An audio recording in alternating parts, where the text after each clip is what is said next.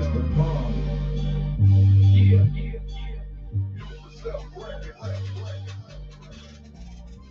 I'm Mr. Palmer, self-made, CEO,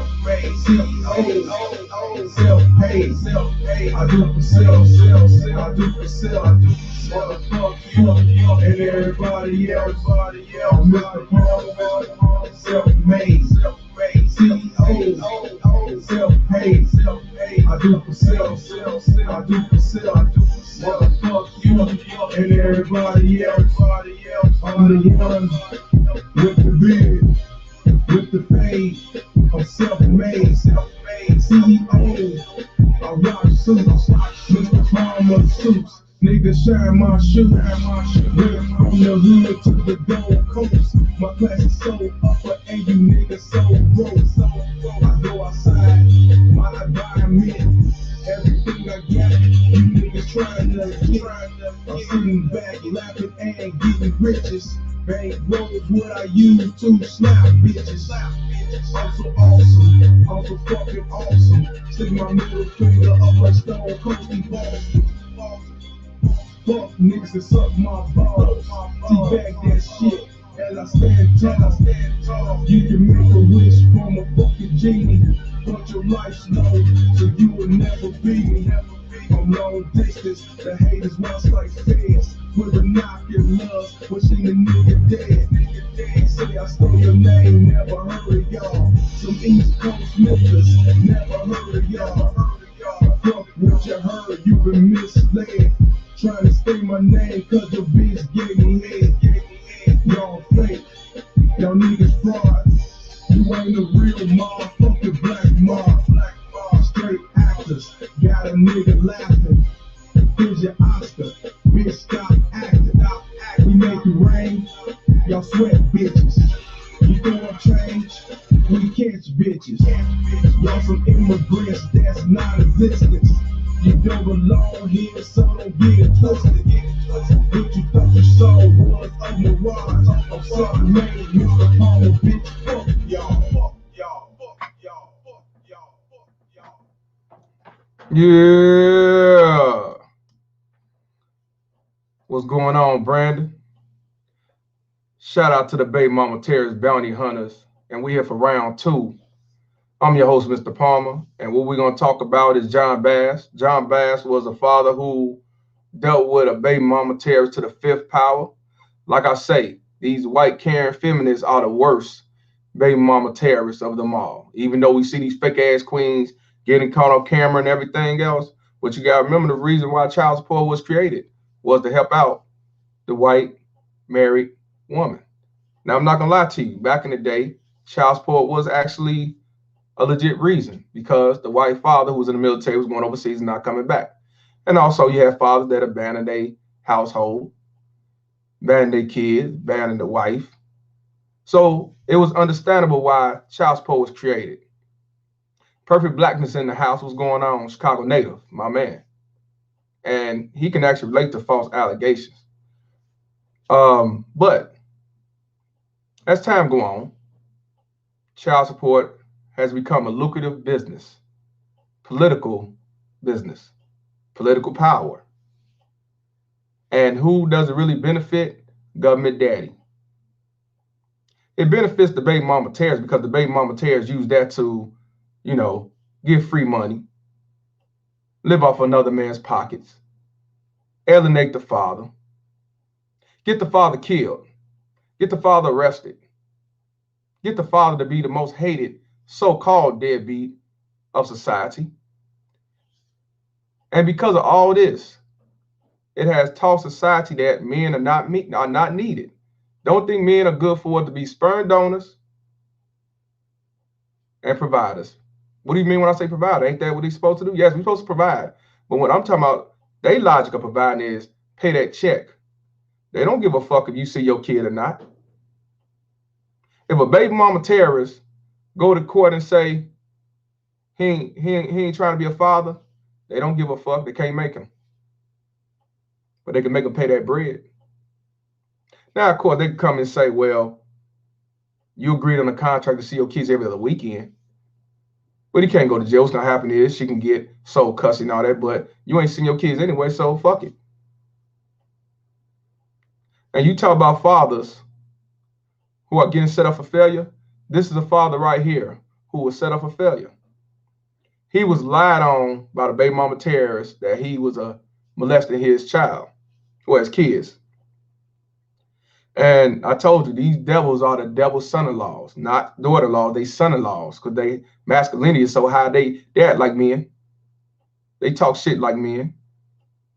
They try to fight like men. They try to degrade you like you as a woman, and they're the men. That's why feminists today are who they are. And after he actually survived through the trenches of being falsely accused of that bullshit, he's already alienating everything, but now he's able to see his kids. And now he gets murdered by the baby mama terrorist father. And with all this bullshit that she have caused, you know what our response was? I'm going to give y'all 10 seconds. Just take a guess of what was her response of him being murdered. What do they always say when a man get murdered by a baby mama terrorist? What do they always say? Even though it's no records, no police statements, anything, what do they always say? He beat me. He abused me. That's their defense mechanism. They don't give a fuck. Now, this is the funny thing. Now, people sit back and say, I'm a deadbeat. I got mama issues. I hate black women. I hate all women. Even though the videos I post talk about fathers being alienated, fathers on child support for the wrong reasons, baby mama terrorists is not fit, the system who don't give a fuck about the baby mama terrorists being unfit, but yet they say I'm still a deadbeat piece of shit. You see what I'm saying? And that's why I say your action shows. You can't always go by what you see because you see me with fuck child support don't mean I want to live like a so-called quote-unquote deadbeat, even though the definition of a deadbeat is a deadbeat who do not pay their financial obligation. And if that so-called deadbeat is paying his financial obligations, it ain't even got nothing to do with child support. It could be a car note, anything. You're not a deadbeat. So if you're only paying $50 a month in your child support, make sure you pay that shit on time, or $10 a week. Pay it on time. You will not be labeled as a deadbeat. Deadbeats are used too loosely.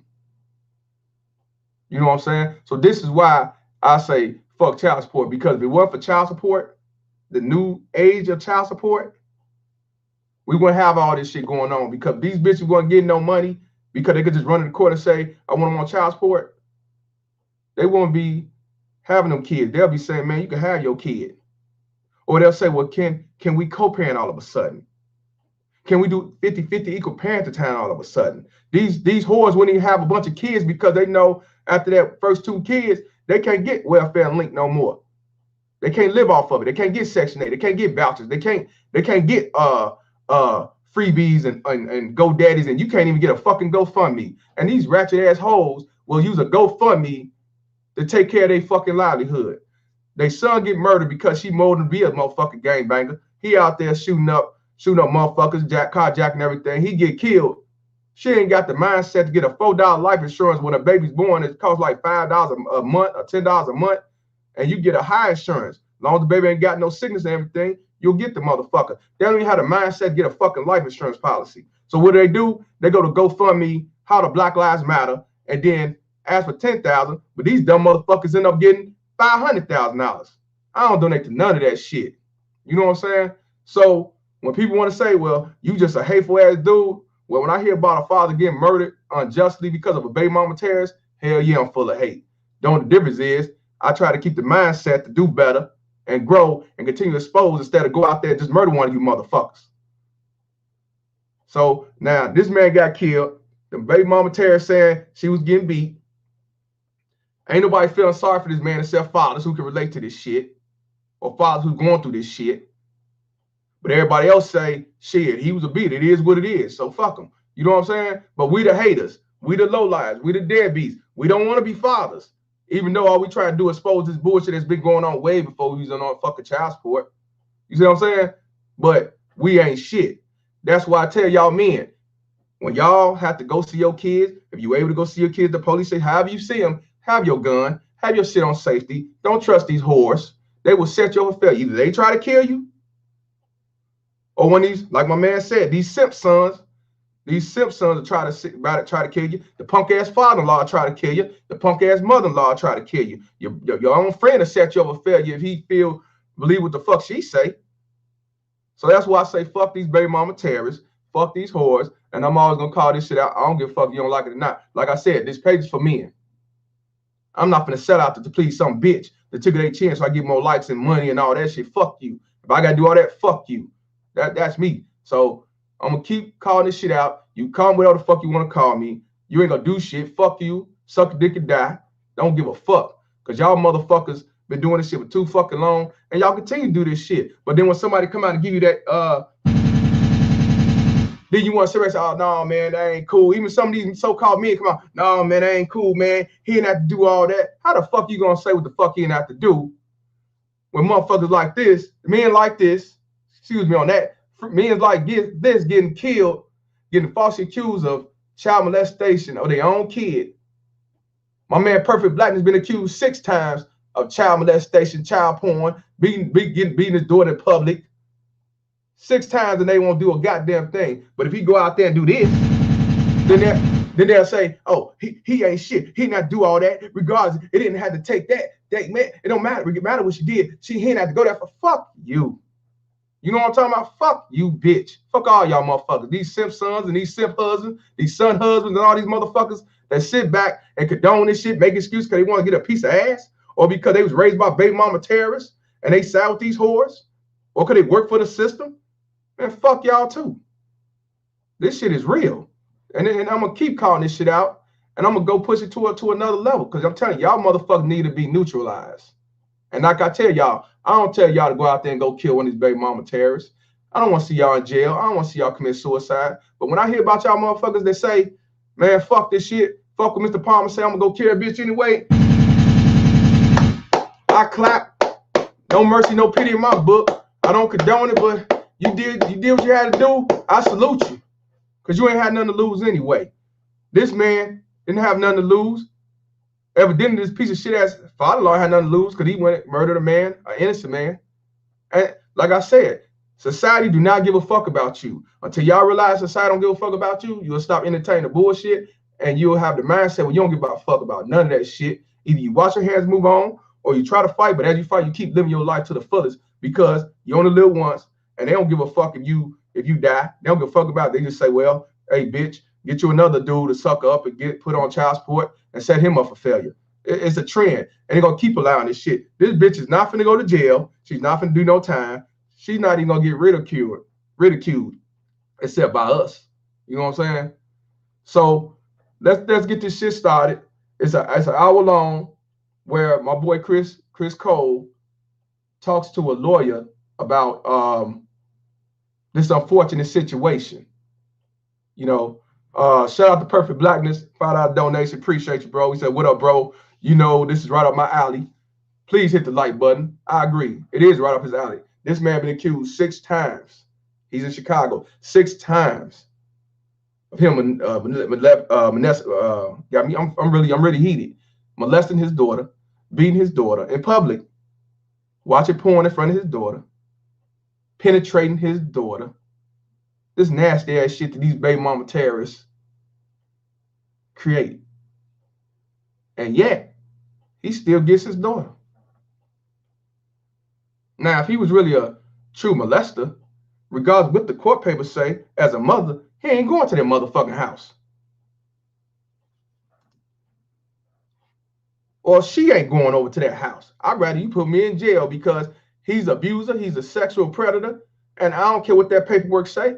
I don't want my kid over there, and I'm not putting him over there in that house. Why would you let him keep coming over there? And why do you just continue to entertain this shit? Okay, the first time, I get it. Investigate, do what you got to do. Okay, maybe the second time. You investigate, you see. But at the third time, hey, bitch, somebody lying, this motherfucker. But they keep entertaining because they want him to give up, wash his hands. I even told him to wash his hands. But he still continued to fight, and I respect him for it. He better than me. I respect him for it. But they still label him a deadbeat, low life, ain't got shit, ain't worth shit, even though he got his own business, and his bitch live with the parents, grandparents. She ain't got shit, but she's still Mother Earth. She's still Queen Bee. She's still the goddess. She's still the most best fit to the court's eyes because it's all about a money game. They do not give a fuck about the psychology, the psychotic mind of a child because she's the one going through it, the manipulation, everything. It ain't even about the father. They don't give a fuck about you, man. And until y'all realize that, you're going to keep setting yourself up the river and setting yourself up for failure. Keep them veins cold, because when I say that shit is real. Now, this is a white dude. Now, people always say it hurt the black man go down. Yeah, true. But it ain't just the black man. White men are getting murdered. We're not really getting murdered by father-in-laws and ex-father-in-laws and shit like that. We're not even committing suicide like that as white men and Indians. That's why all men need to come together as a whole, because of shit like this. Most black men are going to jail for homicide, killing these motherfuckers. You see what I'm saying? It's very rare that you hear about a father getting murdered by, custody exchange, unless you got some simp ass boyfriend that just he mad at the ex-boyfriend for some reason. Yeah, he run off his emotions. Piece of shit. It's a difference. You know what I'm saying? This shit is real, man. And I'm gonna show you the baby mama terrorist look like. I want you to see how this bitch look. It's definitely a man issue. Now, like I said, is black men systematically racism? Hell yeah. Is we the last of the totem pole? Hell yeah. We get it the worst. But that don't mean we should not come together when it comes to this. We got to put our shit to the side. We know what it is. We have to stick to our own code. But even in the Bible, it tells you God or Jesus, I think it was God, used the devil for his bidding, for the greater good. So sometimes your enemy has to be your friend when you both got a common common ground. You see what I'm saying? This shit is real. But y'all better than me, man.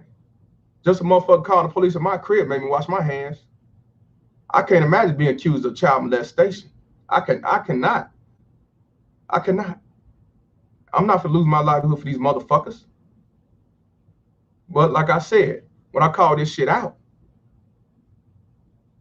say this shit wrong, expose these baby mama terrorists, they say, I don't want to be a father. I hate my own, I hate my mama, I hate my daddy. No, I don't have a daddy.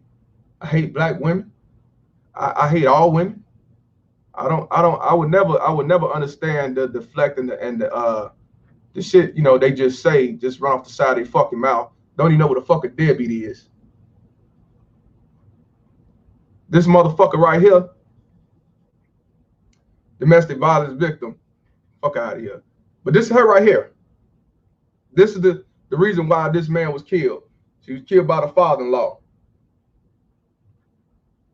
The father-in-law.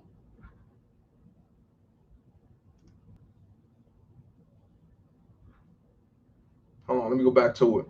I want y'all to see it real good. Hold on, I want y'all to see this real good. Why it's not?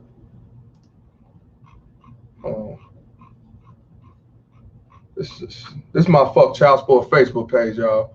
This trying to hold on. Let me go back in, come back in.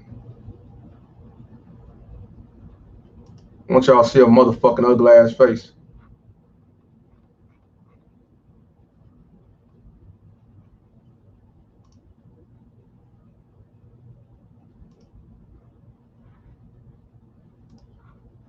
I want y'all to see that bitch face, man.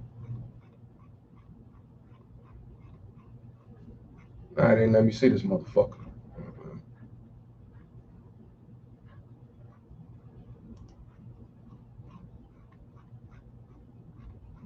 What the fuck?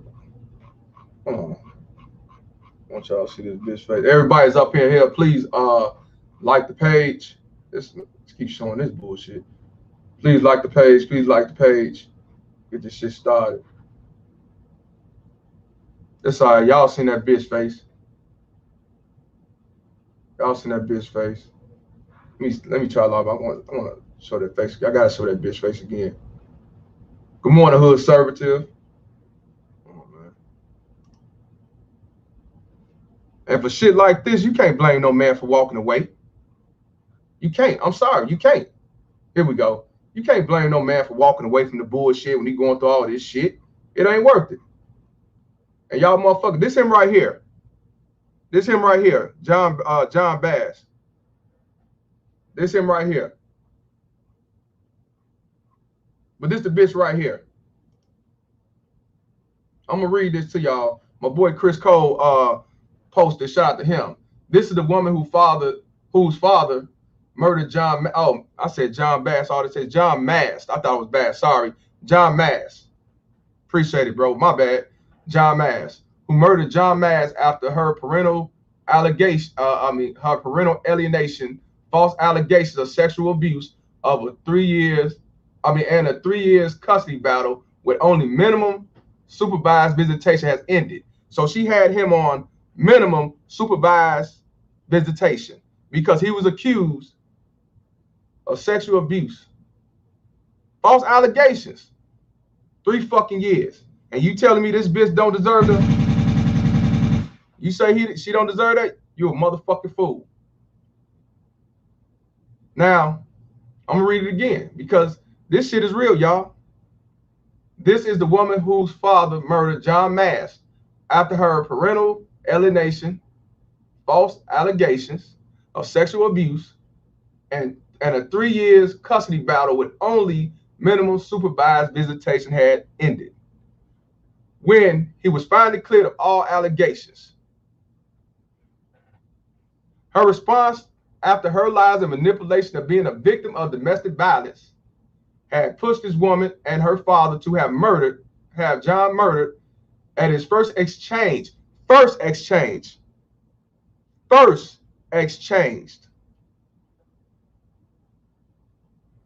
his children by his father-in-law in the parking lot where he planned to pick up his children.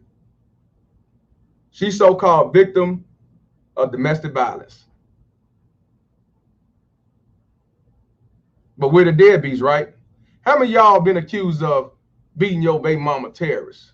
Or hell, how many of y'all been falsely accused being beating up a woman? Because you know these whores will lie. They will lie. Told their brothers, told their fathers.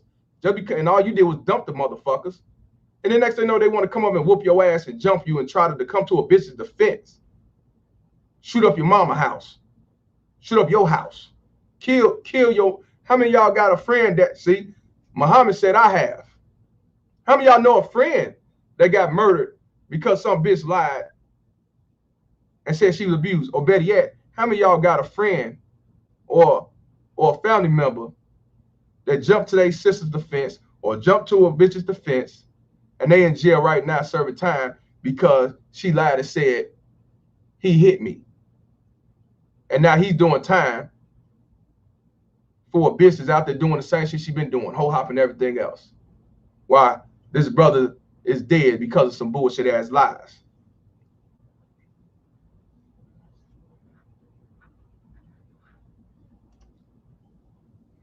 Mental said, been accused of touching and beating my kids. Fuck everybody. Fuck the world. You fucking ain't right, man.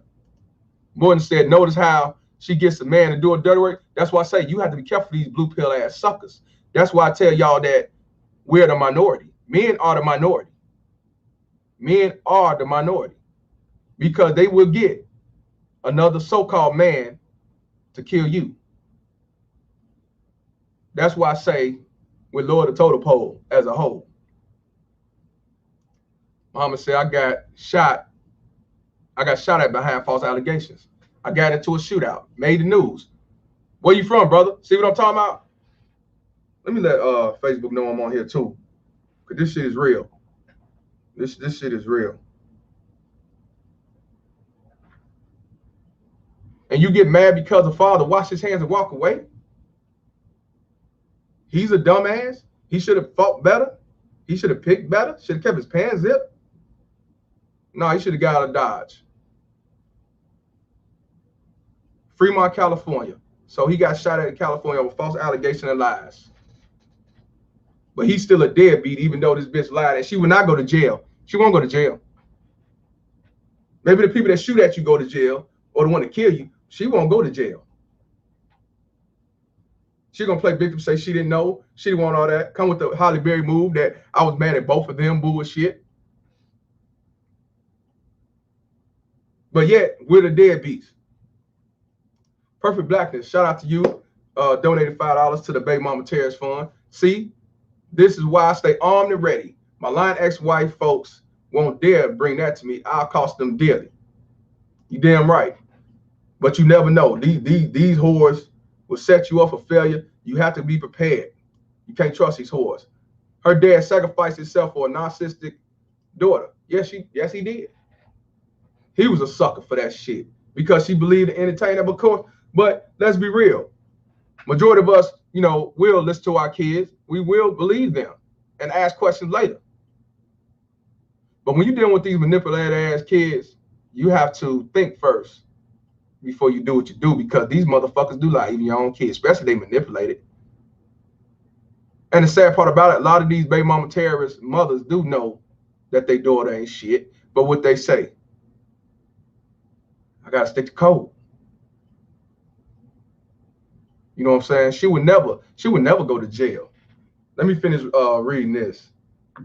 This is what happened. This is what happened when someone who pathology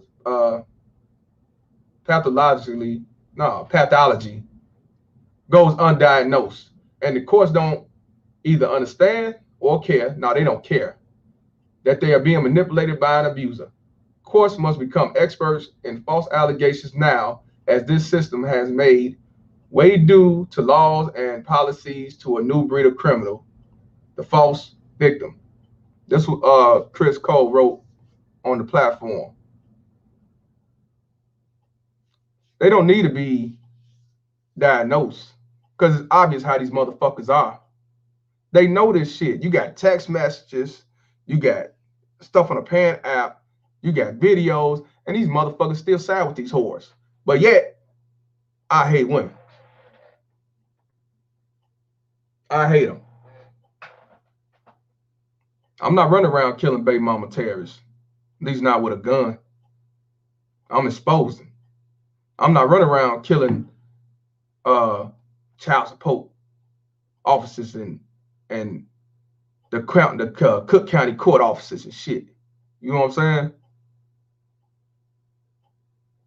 And I really wish that Mr. Mast had his gun and killed that motherfucker. I wish it was the other way around. I really do.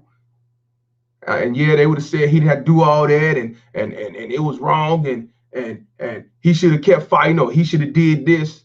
I wish it was the other way around where he killed that motherfucker and killed this bitch. I really do.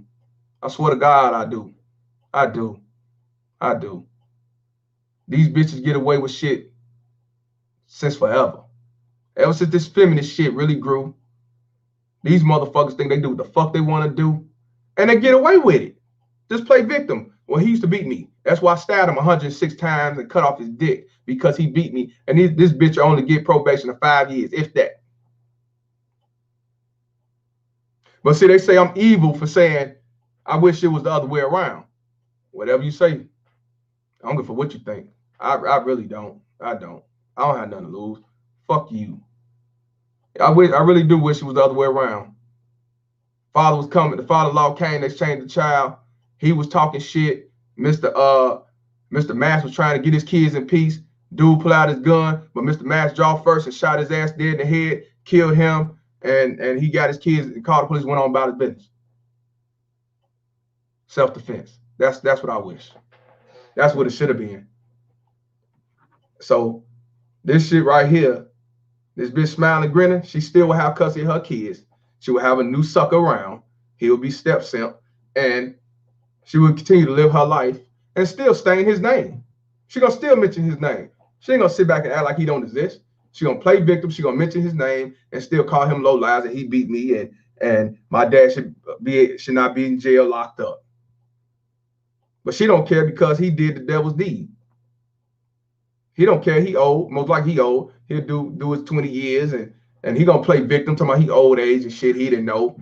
He thought he was gonna do this and he thought he was gonna do that. He threatened my livelihood and all that shit. That's what they do. That's what they do. But this right here, we're gonna talk about Mr. John Mast. Shout out to everybody that's up in here. Everybody, please hit the like button. And like I said, I appreciate y'all tuning in. And I just want y'all to know this shit is real. People don't like how I say it. People mad because I'm not politically correct. You know, but at the same time, you can't say it's not the truth. There's 25 likes in here. There's 36 people in here. Please like, because this need to really be out here, man. This really do. All this man wanted to do was be a father. He's not the only one. It's a lot of fathers that's been murdered by these baby mama terrorists and these family members. You know what I'm saying? Oh, you wonder what they're gonna tell their kids? Well, your dad wasn't a good individual. You know, daddy was a bad man. He used to beat me. Oh, manipulation is a powerful thing. Grandfather had to go to jail because he was protecting us. She gonna do what they do best. They gonna play victim. And that's why I say society do not give a fuck about straight alpha males. Now, if you're a man in the dress, they don't have no problem with you. If you're a tranny, you Black Lives Matter, you a male feminist, you got motherfuckers hollering male feminist. You a male feminist, then you cool. You part of society. You for child support, regardless of what's going on. Yeah. They love you. They love you. But I'm gonna read what Chris Cole. Oh well, no, wait, did I read this one? Did I read this one? Chris Cole, that's Chris Cole. Let me read what he wrote on this one. This is the video where he interviewed the lawyer. I think this is the lawyer that was representing Mr. Mast when it came to the false allegation of sexual bullshit on his kids. False allegations, parental alienation, murder. John Mast, an advocate for shared parenting. He's not for sole custody. He's not for primary parenting. He's for shared parenting. He's for both. And a father who was alienated for 3 years by his ex and the courts, only to be murdered when finally granted to see his children. John was shot and killed by his ex-father-in-law, the devil's son-in-law, at the child exchange point. The children were not present. Why were the children not present? So wait a minute. He's supposed to see his kids so he can take his kids and spend time with them. The father-in-law came, but the children weren't present. Oh, it was premeditated murder. How many of y'all believe this was premeditated murder? Because when you have a custody exchange, the kid's supposed to be there. But he came on his own. This shit was set up to do. And the baby mama Terry said, I'll keep the kids. You go and handle your business, Pops. You do it. You take one for the team. How many of y'all really believe that this shit was premeditated? They wanted to let him see his kids regardless. They didn't give a fuck about that paperwork. They didn't give a fuck about the change. They didn't give a fuck about him being exonerated. How many of y'all believe this shit? This shit was premeditated murder. Ain't that a bitch? Told you, these motherfuckers don't. I told you, they set you up for failure, y'all. Let me keep reading. I'm sitting down with Dean Tong, MSc, CFC, is a certified forensic consultant and child abuse expert who worked with John Mast personally on his case, which contained false allegations of sexual abuse and a long 3-year custody and parental alienation battle, which sadly resulted in his murder. Shout out to Chris Cole for this. This is on the Fuck Child Support Facebook page. Let's get this thing started.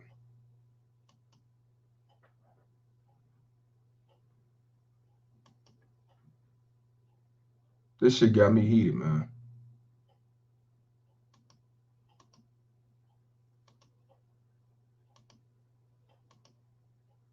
we the parent.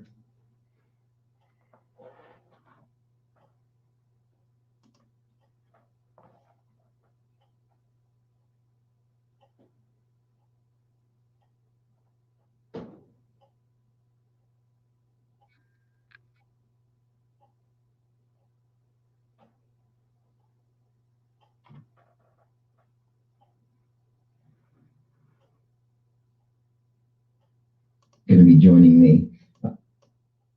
There we go. Guys, welcome to the first episode of We the Parents. This is sort of an impromptu episode, and I have a special guest, Dean Tong, is going to be joining me. He's a certified forensic consultant and child abuse expert who worked with John Mast, who was obviously his client. And John was murdered, sadly, on Friday. And that's why we're starting this podcast early. We wanted to bring Dean on, and we want to talk about what's going on with family law, parental alienation, and the things that the system are missing. And I'm going to bring Dean on and let him introduce himself, because nobody knows Dean better than Dean. Dean and I just met, actually, through a mutual friend, Jenna Noble, and she was kind enough to kind of connect the dots for us to get Dean on tonight. So, Dean, how are you today? Chris, thanks for having me on. This is certainly bittersweet for me. Well, I'm glad. It's very nice to have you. It was good timing. I'm glad it worked out. Tell everybody who you are. Kind of give us your credentials, what you've done in your career, and then we'll sort of get on with your client John, who unfortunately lost his life on Friday. Yeah. So my case is pretty well accounted for online on Google and through the news media. I was falsely accused of molesting my 3-year-old 35 years ago, back in the mid '80s. I was cleared, obviously, and went on to. Y'all heard what he said? Now this man is this man is a certified person when it comes to a forensic guy who deals with sexual shit, right? He just said he was accused 35 years ago. Yeah, Blackness, maybe you do. I'm gonna holler at Chris Cole and see if we can. You know what? I'm gonna holler at Chris Cole, bro, and see if you can talk to him. Maybe he can set that up, man. But I want y'all to hear that again, that he was accused 35 years ago. To kind of connect the dots for us to get Dean on tonight. So, Dean, how are you today? Chris, thanks for having me on. This is certainly bittersweet for me. Well, I'm glad. It's very nice to have you. It was good timing. I'm glad it worked out. Tell everybody who you are. Kind of give us your credentials, what you've done in your career, and then we'll sort of get on with your client John, who unfortunately lost his life on Friday. Yeah. So my case is pretty well accounted for online on Google and through the news media. I was falsely accused of molesting my 3-year-old 35 years ago, back in the mid '80s. I was cleared. 3 years old, back in the mid '80s. This shit is nothing new. This shit is nothing new. This shit been going on since forever. But let's be real. Back in the '80s, I'm a kid. And I'm sure a lot of y'all were kids. You didn't know nothing about no child support and all that shit. And this shit been going on since forever. But as I learned to do more research, this shit been going on since forever. Once child support was changed to let these whores just go up to the court, keep you alienated, and just put you on child support because of failed relationships, failed divorce, and all that shit. Obviously, and went on to make this my living, if you will. I went on to publish books. I've written 3 books. I attained a master's degree in psychology and the law, and I have now been working cases professionally since 1995 as a forensic trial expert. So I work as both a consultant and a testimonial expert, both in family and juvenile dependency cases. I also work criminal cases as well. And I've been doing this since 1995, 25 years. I probably consulted on 25,000 cases since 1990 and have been hired in about 1,000 over the past 25 years. And I work high conflict cases, divorces, child custody battles, parental alienation cases, child abduction cases, child abuse, physical abuse, domestic violence. All of those cases fall within my framework of expertise. And so, these are high conflict cases, emotionally charged, volatile. This is known as divorce's atomic bomb, the ultimate weapon, where young children especially, as in John's case, can be wielded as pawns, weapons, and tools for the purpose of obtaining further equity in law and court. And that's exactly what happened in this case. It's the worst nightmare of parental alienation, where even fathers like myself who are going through it in our custody battles, we don't know to what degree that alienating parent or that that high conflict parent will go. We're hoping that it resolves shortly over time and it's just emotions, but we don't really know to what psychological degree we're dealing with a parent who's willing to make false allegations, who's willing to put their kids' well-being not in first place, because what it is they're suffering from either psychological or emotional issues. So what can you tell us about what you experienced? When did you come on to John's case? When were you introduced with him, and when did you sort of get involved in his custody case? Yeah, so John called me, Chris, in the latter part of 2019, a little over a year ago. He had already been involved for quite a while.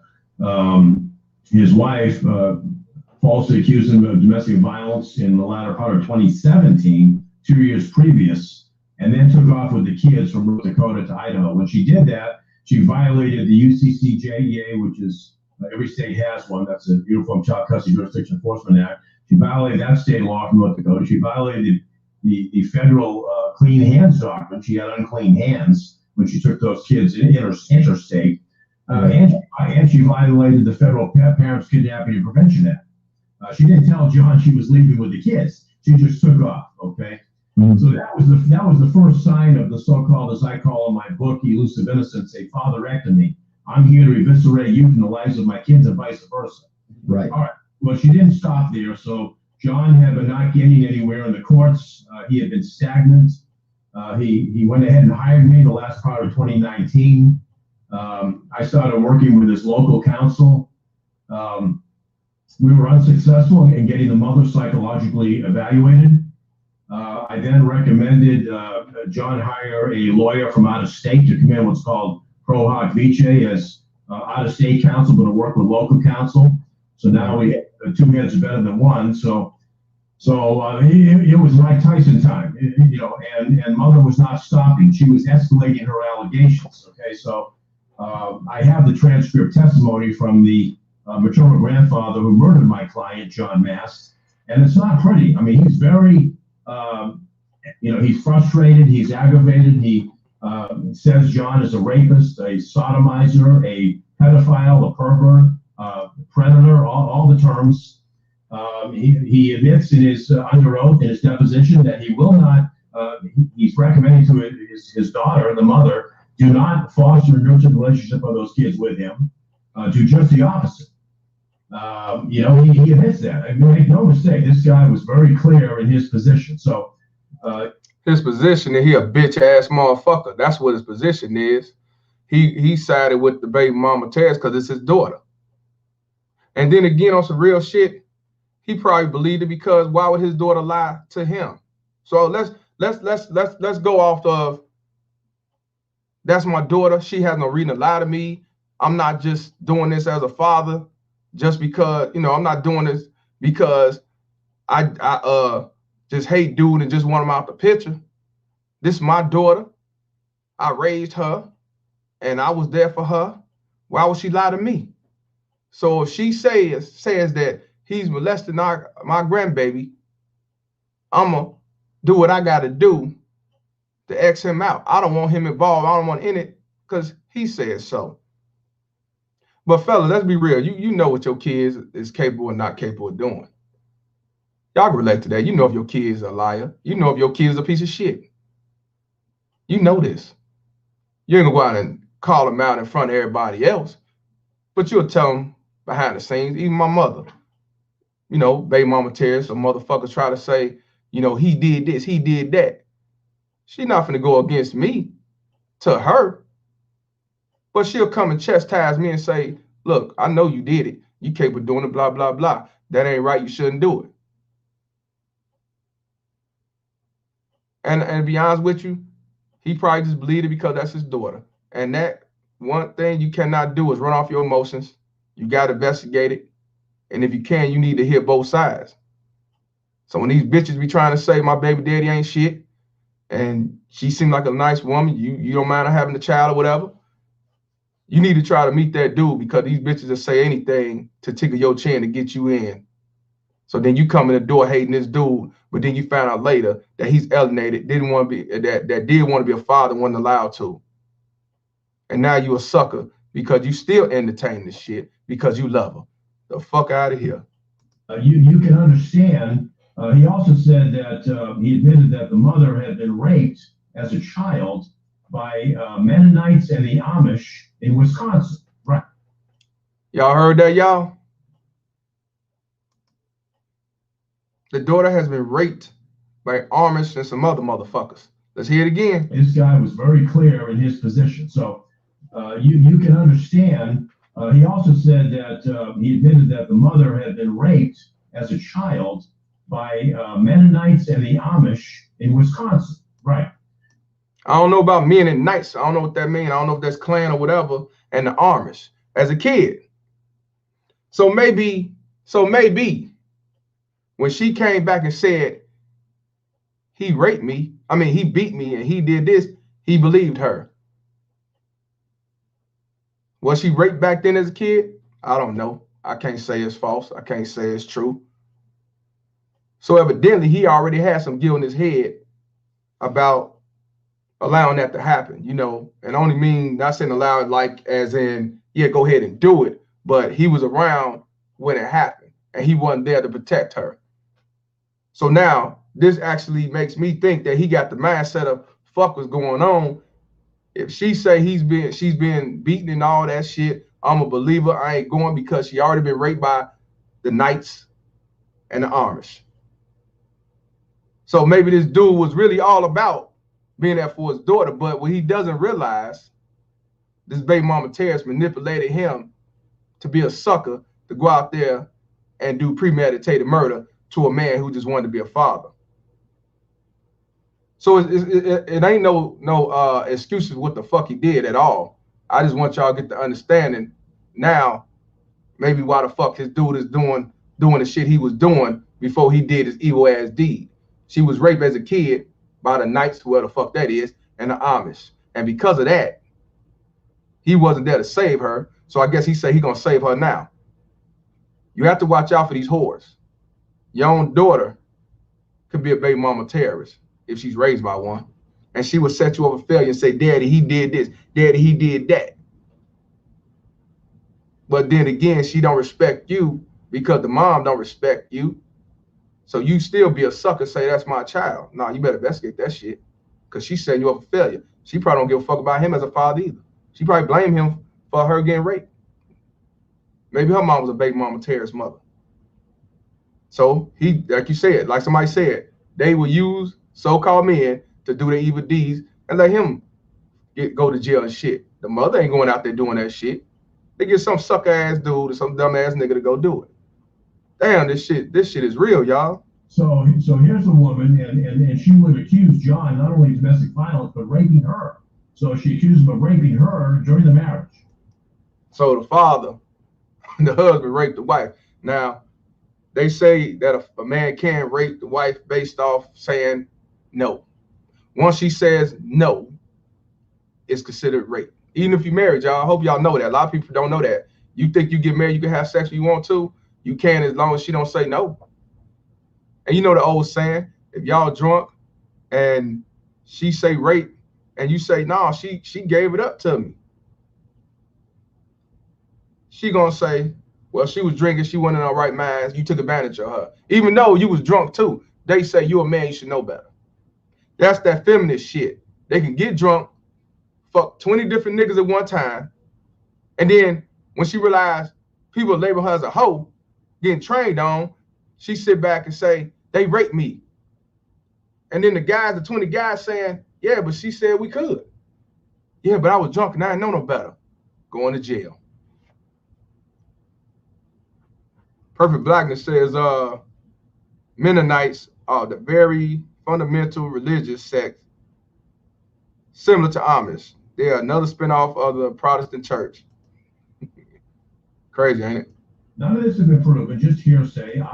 And just like he just said, ain't been proven, just hearsay. These bitches will say anything and people believe it. That's why when a bitch say he beat me, he raped me and all that shit, I don't believe none of that shit. I gotta see evidence, proof, and I go from there. I'm not finna entertain that shit. Can't trust these baby mama terrorist whores. Court, abject, rampant hearsay statements. We wouldn't get our day in court until May of 2020, less than a year ago, when I testified as an expert by Zoom, for the judge. And in that courtroom would be John Mast, the killer. He would be there in court. Right. And so I gave multiple opinions. The kids were being treated as de facto victims of sexual abuse before any court had adjudicated them to be abused, let alone that John was the perpetrator of the same. But so here's a mother who escalates allegations, false allegations, from domestic violence and rape to incest allegations of both her daughter and then her son, both kids. And as an expert, I can tell you, because I publish in the area of sexual deviancy, there is no empirical data on a man or a father who would molest both genders. It's one or the other. Right. So I had him tested. I sent John to my colleague, who's a clinical forensic psychologist. John came back squeaky clean. No sexual interest in prepubescent children. No cognitive distortion, so he wasn't trying to justify the actual abuse, because he didn't abuse anybody. Right. He wasn't trying to con me or con his lawyers or con the court or con the system or con his family or con himself. He was being very candid and frank that, hey, I didn't do anything wrong here. This is a clear-cut case of alienation. This is a clear-cut case, as some people would say, the silver bullet, which is really not science, but you hear that term thrown around. It's actually said, sexual allegations and divorce, as published in my book, and that is real science. At any rate, I testified for, 2 or 3 hours under oath last May, that there were many factors in my mind, not only that the mother and the maternal family were suffering from a fixed and rigid and false belief system. Well, actually, I couldn't say that. I said fixed and rigid belief system. The court has to make an adjudication of false, okay? So that only the court can rule on the ultimate issue at bar, which is John Mast is accused of abusing his kids. He'd already been cleared of abusing the mother, and credibility of witnesses, including the children. Only the court can determine that. I can leave the court to the water, if you will. I can't make him drink. Sure. And what he just said is true, because regardless of how much innocent and proof that you have, these courts will side with these whores anyway. You can't make them believe you. Everybody come with text messaging, video clips, proof of whatever these baby mama terrorists doing or not doing. They still side with them anyway. Problem I had is post-testimony in late May of last year, the court didn't take 1 month, didn't take 2 months, 3 months, 4 months, or 5 months. It took 6 months to make a decision on the outcome of this family. And, make no mistake, justice delayed is justice denied. And the memory of those kids is being treated with these delusions and significant persecutory ideations, and this false belief system, this ideology, these narratives, that John Mast molested these kids when there was no evidence to support that. None whatsoever. I critiqued the forensic interviews of the children. They were not done properly. You could tell that if it wasn't clear-cut coaching, that they were highly contaminated, highly tainted, highly adulterated, these kids. That they were badgered with this stuff. God knows how many times the maternal grandfather, John's assailant talked about this in the household in Idaho. God knows. You have to be a PI or ears behind the door to know that. Now, from what I know, and it's I'm no expert at all. I just read and listen to experts like yourself. And the one thing that I've gathered was that, that one of the key behaviors of an abusive person or control is isolation. And that's where the parental alienation really stems from, is if you can isolate the child from the other parent, you can then brainwash or alienate the other child. Is that, was it with the court? So the allegation led to the isolation because the allegation kept him away from his kids. Yeah. Clearly, the isolation succeeded the alienation to reinforce in the mindset of the kids this was going on. Right. You could call their little house that they kept those kids held into a little David Koresh farm, if you will. Go back to Waco around 1993, a little, if you will, isolation camp for their belief system that their children, their grandchildren were victims of molestation. Wow. And that's probably what was going on. You're probably right. But I was privy to the clinical session progress notes of the children's therapist. I was aware of their supervised visitation notes. And let me tell you, I've been involved in these cases, like I said, for 25 years, about 1,000 cases. This is clearly not only a severe case of alienation, it's the worst case I've seen. The gravity of the alienation was the worst I have seen in conjunction with those supervised visitation notes. We're talking about a little 8-year-old girl who spit on her father, who bit her father, who threw things at her father, who said to him, "Beware of the swayer," meaning you're swaying us, you're swaying my mother, my grandparents, you're conning everybody. You're trying to beat this rap, you're trying to beat the system. We know you did it. Wow. We know you did that. So you understand. Did y'all hear that? Make sure. Did y'all hear that? 8-year-old telling the father, "We know you did it." Manipulation, the powerful motherfucking thing, boy. I want y'all to hear that again. Molestation. Wow. And that's probably what was going on. You're probably right. But I was privy to the clinical session progress notes of the children's therapist. I was aware of their supervised visitation notes. And let me tell you, I've been involved in these cases, like I said, for 25 years, about 1,000 cases. This is clearly not only a severe case of alienation, it's the worst case I've seen. The gravity of the alienation was the worst I have seen in conjunction with those supervised visitation notes. We're talking about a little 8-year-old girl who spit on her father. Spit on her father. Can y'all imagine that? Y'all going through getting spit on by an 8-year-old? Who bit her father. Who bit her father. Bit the father.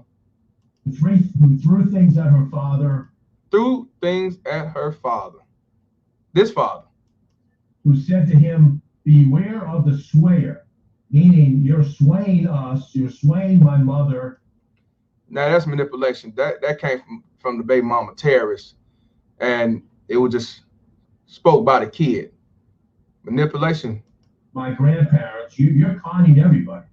The grandparents, you're conning everybody. You're trying to beat this rap. You're trying to beat this rap. And to beat the system. We know you did. Beat the system. We know you did it. Wow. We know you did that. So you understand how this belief system, what we call in psychology confirmatory bias, it's a preconceived notion. This is what they think is going on. Right. And now reinforcing that notion, that belief system. But when I say wash my hands and move on, I ain't shit, deadbeat, low life, don't want to be a father. Don't know what the fuck I'm talking about. And he gets spit on by an 8-year-old. She talking grown-up talk. Shit, she don't even words that she don't even know what it means, but she's telling him that. And you telling me manipulation ain't the key? Manipulation ain't a powerful thing? When I tell y'all these baby mama terrorists ain't shit, and these in-laws or family members, as far as I'm concerned, they probably was getting touched, just like Choo Choo said, probably was getting touched by the actual grandfather and keeping it all in the family. And they used Mr. Mast as the fall guy to cover their tracks. You know, these baby mama terrorists are good to cover their tracks and put on somebody else. See, they don't want to talk about that. You know, like you said, the David Koresh shit. And those who don't know about David Koresh, he had a religion. He was like God, Jesus, whatever. And he had a whole bunch of supporters and followers. And a lot of them was getting raped, molested there till finally the feds, you know, shut that shit down. They say they all killed themselves, but it's really the truth is, from what I've seen in documentaries, they really got murdered. But they saying that they all committed suicide or whatever. But this shit, how do y'all feel to hear about his child spitting on him, throwing shit at him? You ain't shit. We know you did it. And he's still fighting, trying to be a father. Still trying to be a father. I told y'all, manipulation is a powerful thing. And to be honest with you, they will never, they ain't gonna go against the code. They're not gonna go against the grain. When they get old, they're gonna always look at their dad as a molester, a rapist, low life, deadbeat. Oh, did you, bro? Hey, man, shout out to Corey Hitman with the $5 donation to Cash. I appreciate you, bro. I wasn't even looking at it, bro, because this shit got me heated for real, man. Pissed off like a motherfucker. You know what I'm saying? If y'all want to donate to the Baby Mama Terrorist Foundation, Cash App's on the bottom. This shit really got me pissed off, man. This shit is real. And I'm just giving out the raw truth. And like I said, I wish it was the other way around where he killed them motherfuckers. I really do. And even though he was innocent of all these things, he still suffered because of his baby mama terrorists. And so I testified to that under oath. And I think I made an impression upon the court, you know, and the behaviors that I was just announcing by the daughter were also repeated by the son, you know, and it was horrible. It was horrible to the point where the supervised visitation person was not stopping anything. She was allowing it to continue. Y'all heard that, right? Y'all heard that, right?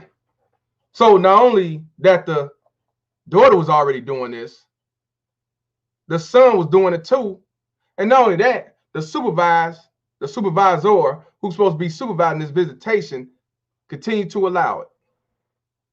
So he's sitting there probably with his eyes closed as they throw shit at him, get spit on, get ridiculed, disrespected.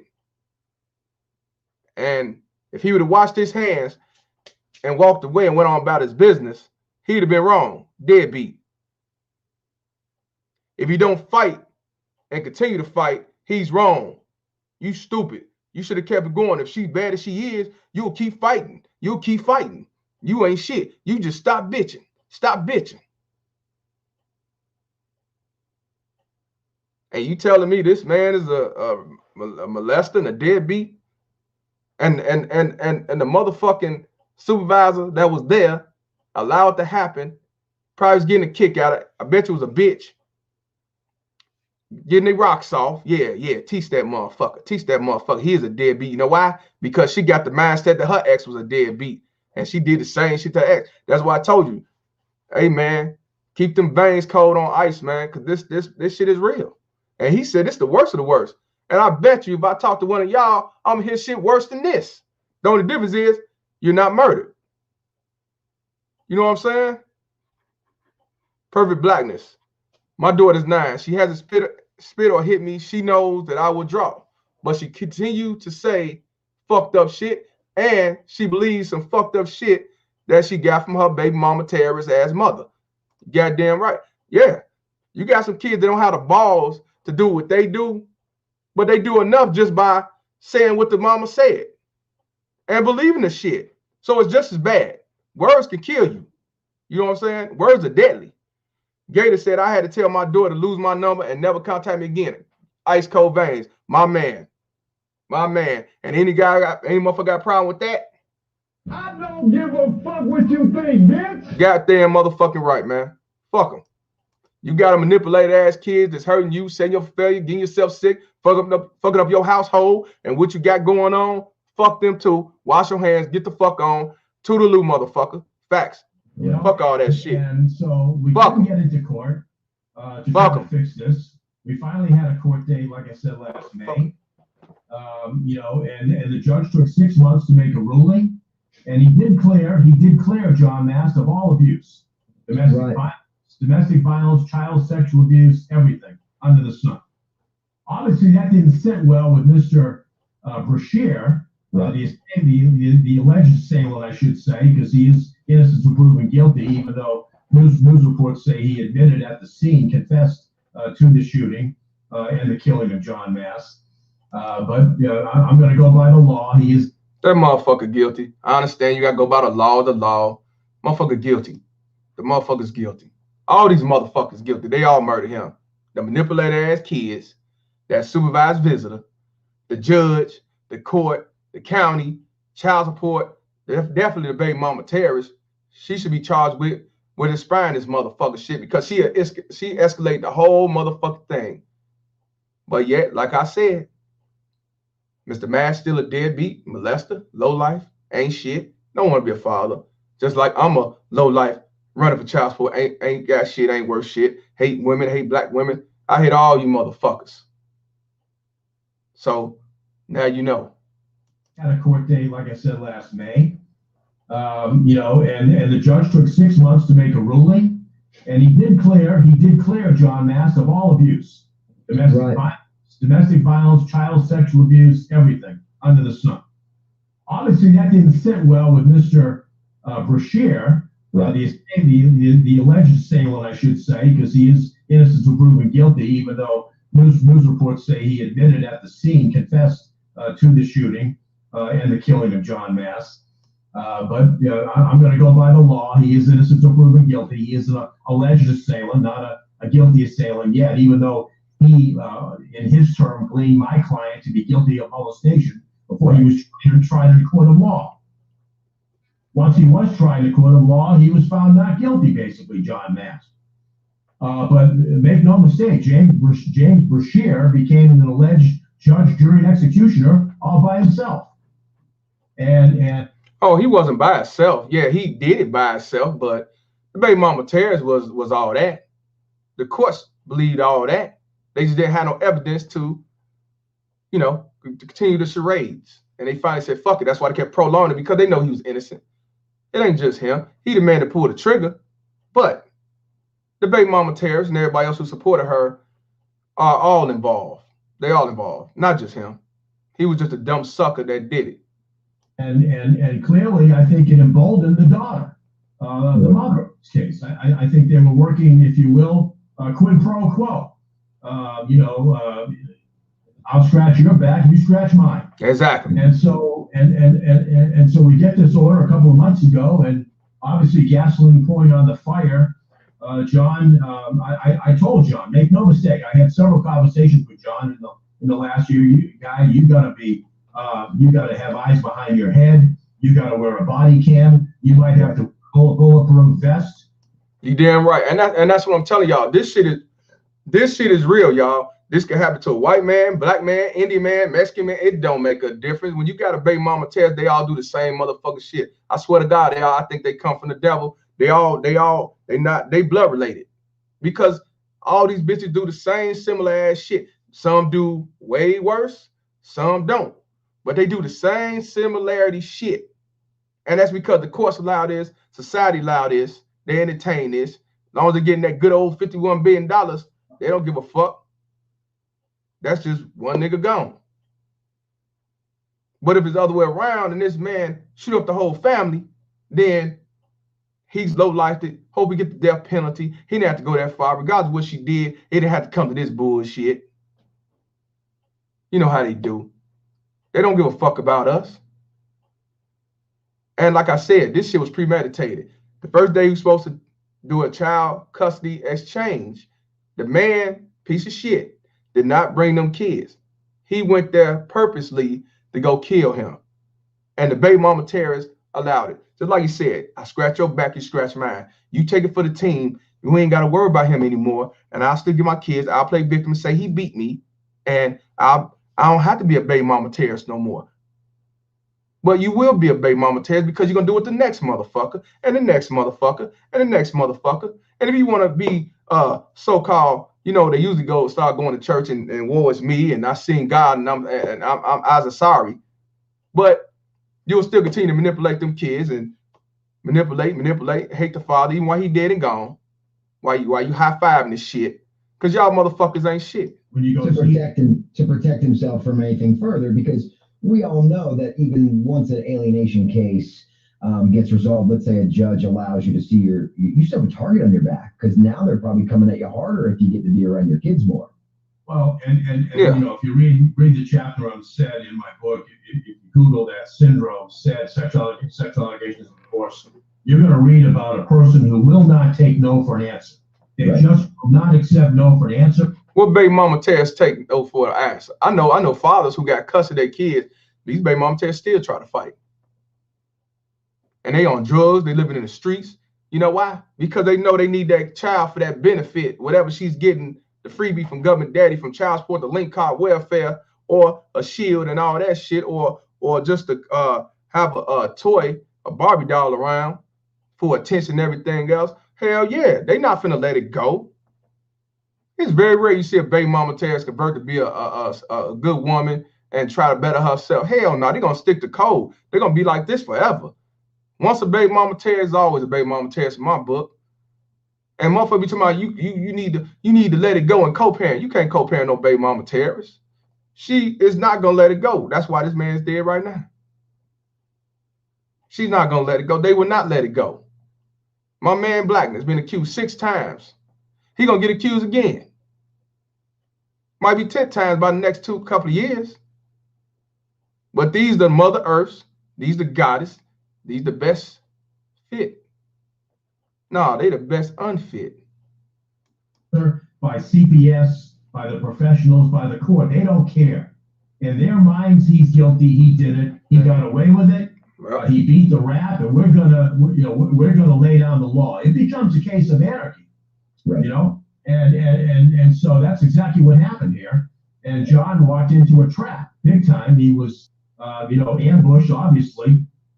Instead of going to see those kids 72 hours ago, he walked into a gun. What led to the beginning of the allegations in the relationship? Was it the end of the relationship? How did it start? Yeah. So make no mistake, John admitted he had affairs on the mother. Obviously, the mother had motive right there to hurt him, if you will, or seek revenge, because she was upset clearly over the affairs. And they went to this restaurant in North Dakota, and an incident occurred in that restaurant. So there you have it. He cheated, and ever since then, his life been a living hell. You married, you cheat, that's why you get divorced. Him or her cheating has nothing to do with parenting. So if your wife cheat, you get a divorce. That's not ground for alienating the kids from her. But you know how these baby mama terrorists work. Even if he didn't cheat, she don't want him no more. It's a done deal, it's over with. I want to get a divorce, start over. And I'm still gonna put you on child support and say you raped the kids and everything else. You know what I mean? These motherfuckers were you. I told you, they do this because they know they can. That incident led to domestic violence charges against John, by John against his wife. Mm-hmm. And John had to go to court on that. That wasn't decided until September of 2018, about a year later, that he was innocent of that allegation. Right. So see how she lied in the beginning? Before all this really happened, he beat her ass, but I bet she was beating his ass, and he didn't swing back, do shit. But yet they charged him, and it was eventually thrown out. But now he got a label on his back. You like to beat women, and you know how it is. Ever since that OJ shit, domestic, you get a domestic on your report card, you can't get no good job. They don't want to touch that. Oh, you on child support? You can't get you a good job. Most of the places now, they check your credit, they check your CV, they check your background. You got domestic violence, or if they see you on child support, they don't want to deal with that. They don't want to do that bullshit. So now you out of the game. So he was fucked from the beginning. The child sex allegations had already started, but didn't run its gamut until the latter part of 2019, about the time I was on board.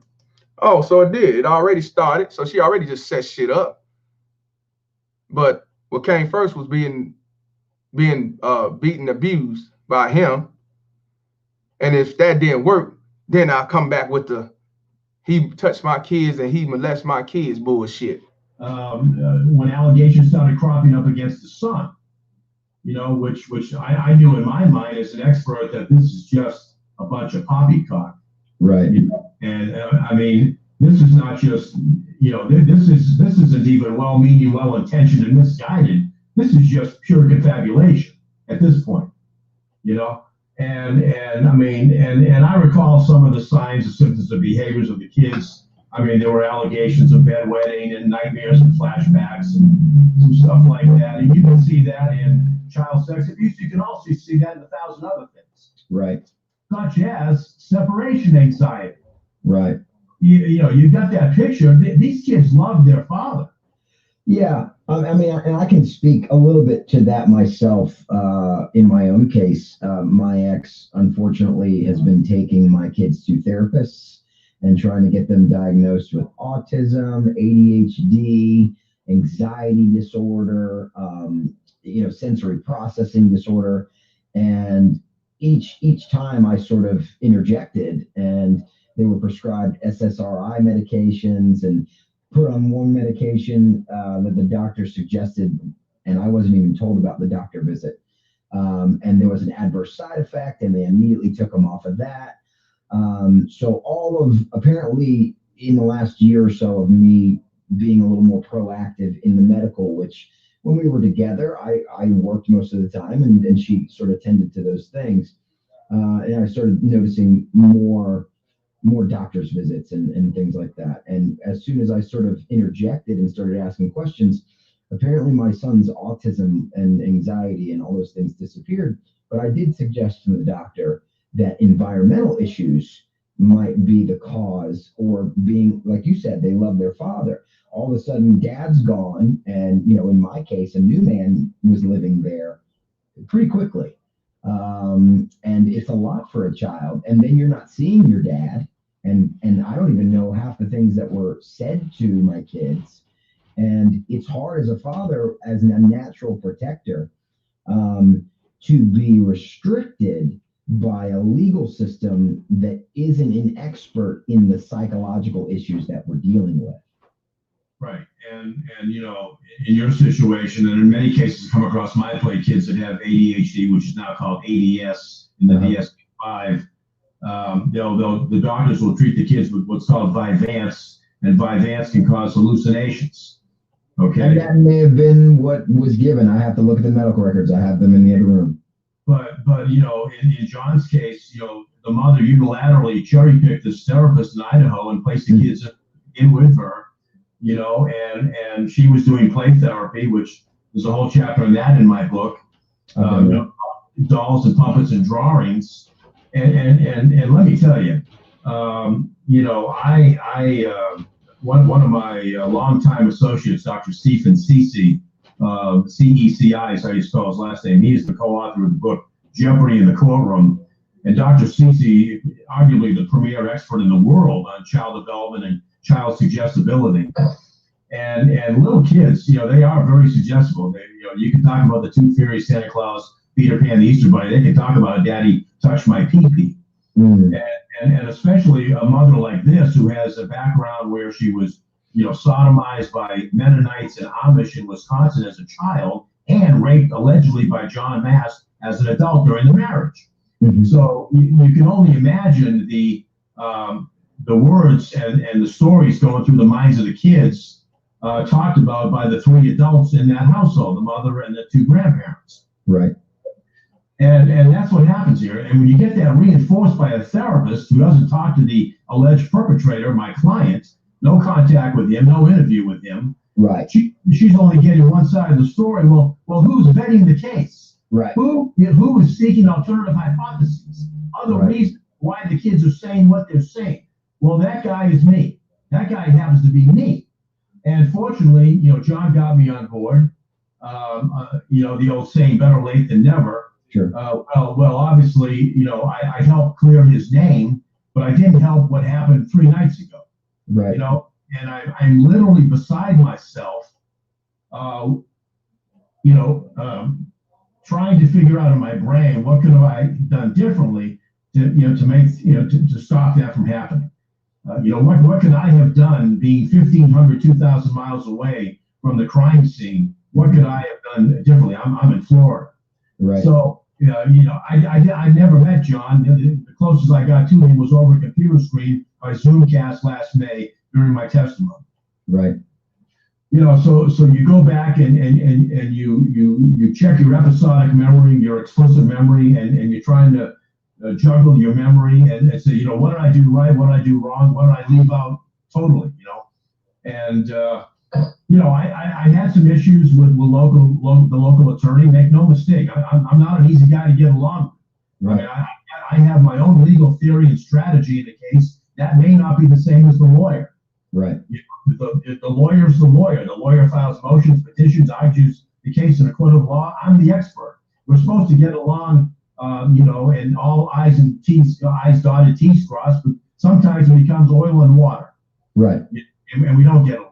Well, the interest should be the truth and justice, but that's not what happens. Well, and I was upset when we filed a motion and the judge denied it in trying to get the mother psychologically evaluated. Mm-hmm. So none of the 3 people in that little David Koresh fortress, if you will, in Idaho, were psychologically evaluated. We had no empirical raw test data on those 3 individuals. We had no idea that the maternal grandfather was a ticking time bomb. Right. Now, do you think what has happened, we talked about it briefly, how do we share this story and sort of get to the root issue, where we kind of discussed how mainstream media is going to take this as a tragic story of a custody battle gone bad, and someone did something terrible, and it'll kind of get swept under the rug after a few months, and we'll start talking about COVID-19 again or something ridiculous, and we'll never get to the root of these types of murders or parental alienation or the reason that men's suicide is as high as it is, and we never talk about the cycle of psychological abuse and when the accuser is typically the abuser. We never talk about that, and it happens so commonplace. What do you think we need to do? Besides speaking on a broadcast like this, we're not Fox News or anything, but we need to come together as a community who actually cares about parents and kids and ending the cycle of dysfunction. Yeah. So look, whenever I get involved in a case, Chris, I put it right on the line. To the client, what do you want out of this case? Well, obviously you want your name cleared. What kind of custody do you want? You still want the mother in the picture or not? And I get back to the science and the old saying, the best parent is both parents, right? Kids need both parents. Right. But there's a caveat to that, and that caveat is you just mentioned it. If we have a false accuser, right. if we have a parent who's manipulating the minds of those kids, is it going to continue? Should we allow that parent custody at all, right, or unsupervised time at all? Well, John says, no, John said, he told me, Dean, I want sole physical legal custody. Okay, that's what we're going to seek. I'm going to tell the lawyers that's what we're going for here. Right. So we didn't get that. We did not get that. Make no mistake, this judge came up short in his ruling in December of 2020. John was cleared. John did get overnight visitation for the first time in over 3 years. But he didn't get what he was seeking, which is I want sole physical legal custody to take those children away from that therapist, away from that house where they're being contaminated and psychologically abused, where my name is being spilled as a pervert, as a predator. I didn't do anything wrong. That's the only order that's on the table here. We didn't get that. So why are judges not looking at the fact that, okay, this man has been lied about for 3 years? We just cleared his name from these allegations, but they're not looking at the fact that, all right, well, this person's an abusive, dangerous person. And I testified to that. I testified to the iatrogenic harmful effects of the false accusations. Mm-hmm. I testified to the fact that, you know, that these false allegations, this alienation is consistent with what's called an ACE or ACEs, adverse childhood experiences, and that if you get a test score of 4 or over, that is predictive that this kid is going to be a problem later on in life, mentally and physically. Right. You know, and have big time psychosomatic issues, headaches, stomach aches, nausea, vomiting, could lead to depression, could lead to suicidal ideation, self-mutilation, and themselves as potential homicidal people, right? This will be your future school shooter. This will be your potential school shooter. So while this baby mama terrorist thinking that she got rid of the father, got him out the way, executed him and everything else, your children will be set up for failure. Because even though a lot of these kids are manipulated, in the back of their heads, they know that their mama ain't shit and that is all lies. They know damn well they weren't touched. And it's going to fuck with them psychologically. So they end up being the same way that the mother is. Or they end up being homicidal, shooting up schools and shit. They end up robbing, stealing, beating their own kids, abusing their own kids, raping their own kids, raping women in the street. All this shit contribute to these baby mama terrorists. I told you, these kids are raised. They're not born this way. They're raised. They racist because they was raised to be racist. Somebody taught them this. To have hate. They was around somebody, he's a lowlife because he was around somebody who's a lowlife. He was an abuser because he was around people who abused. Whether it's mentally or physically. And like I said, these baby mama terrorists don't give a fuck about their kids. They hate their kids. They just use their kids. Money, benefit. They hate the father, a shield, a GoFundMe, reap the benefits, and everything else. But yet, we call this shit out. We the low lives that deserve to get shot. Ain't that a bitch? Right. Judge, I don't know. Look, I got a 27-page court order. It wasn't what I hoped for, obviously. The judge is the judge. This judge has blood on his hands, in my opinion. You know, that may not change anything. It ain't gonna change nothing. And my job is to help the attorneys intersect the facts of the case with the science and the law in court. That's my job. I feel I did my job correctly in this case. Well, you know, tell me what you think needs to be done. Obviously, we use the word reform in family law and custody and fuck reform. Divorce.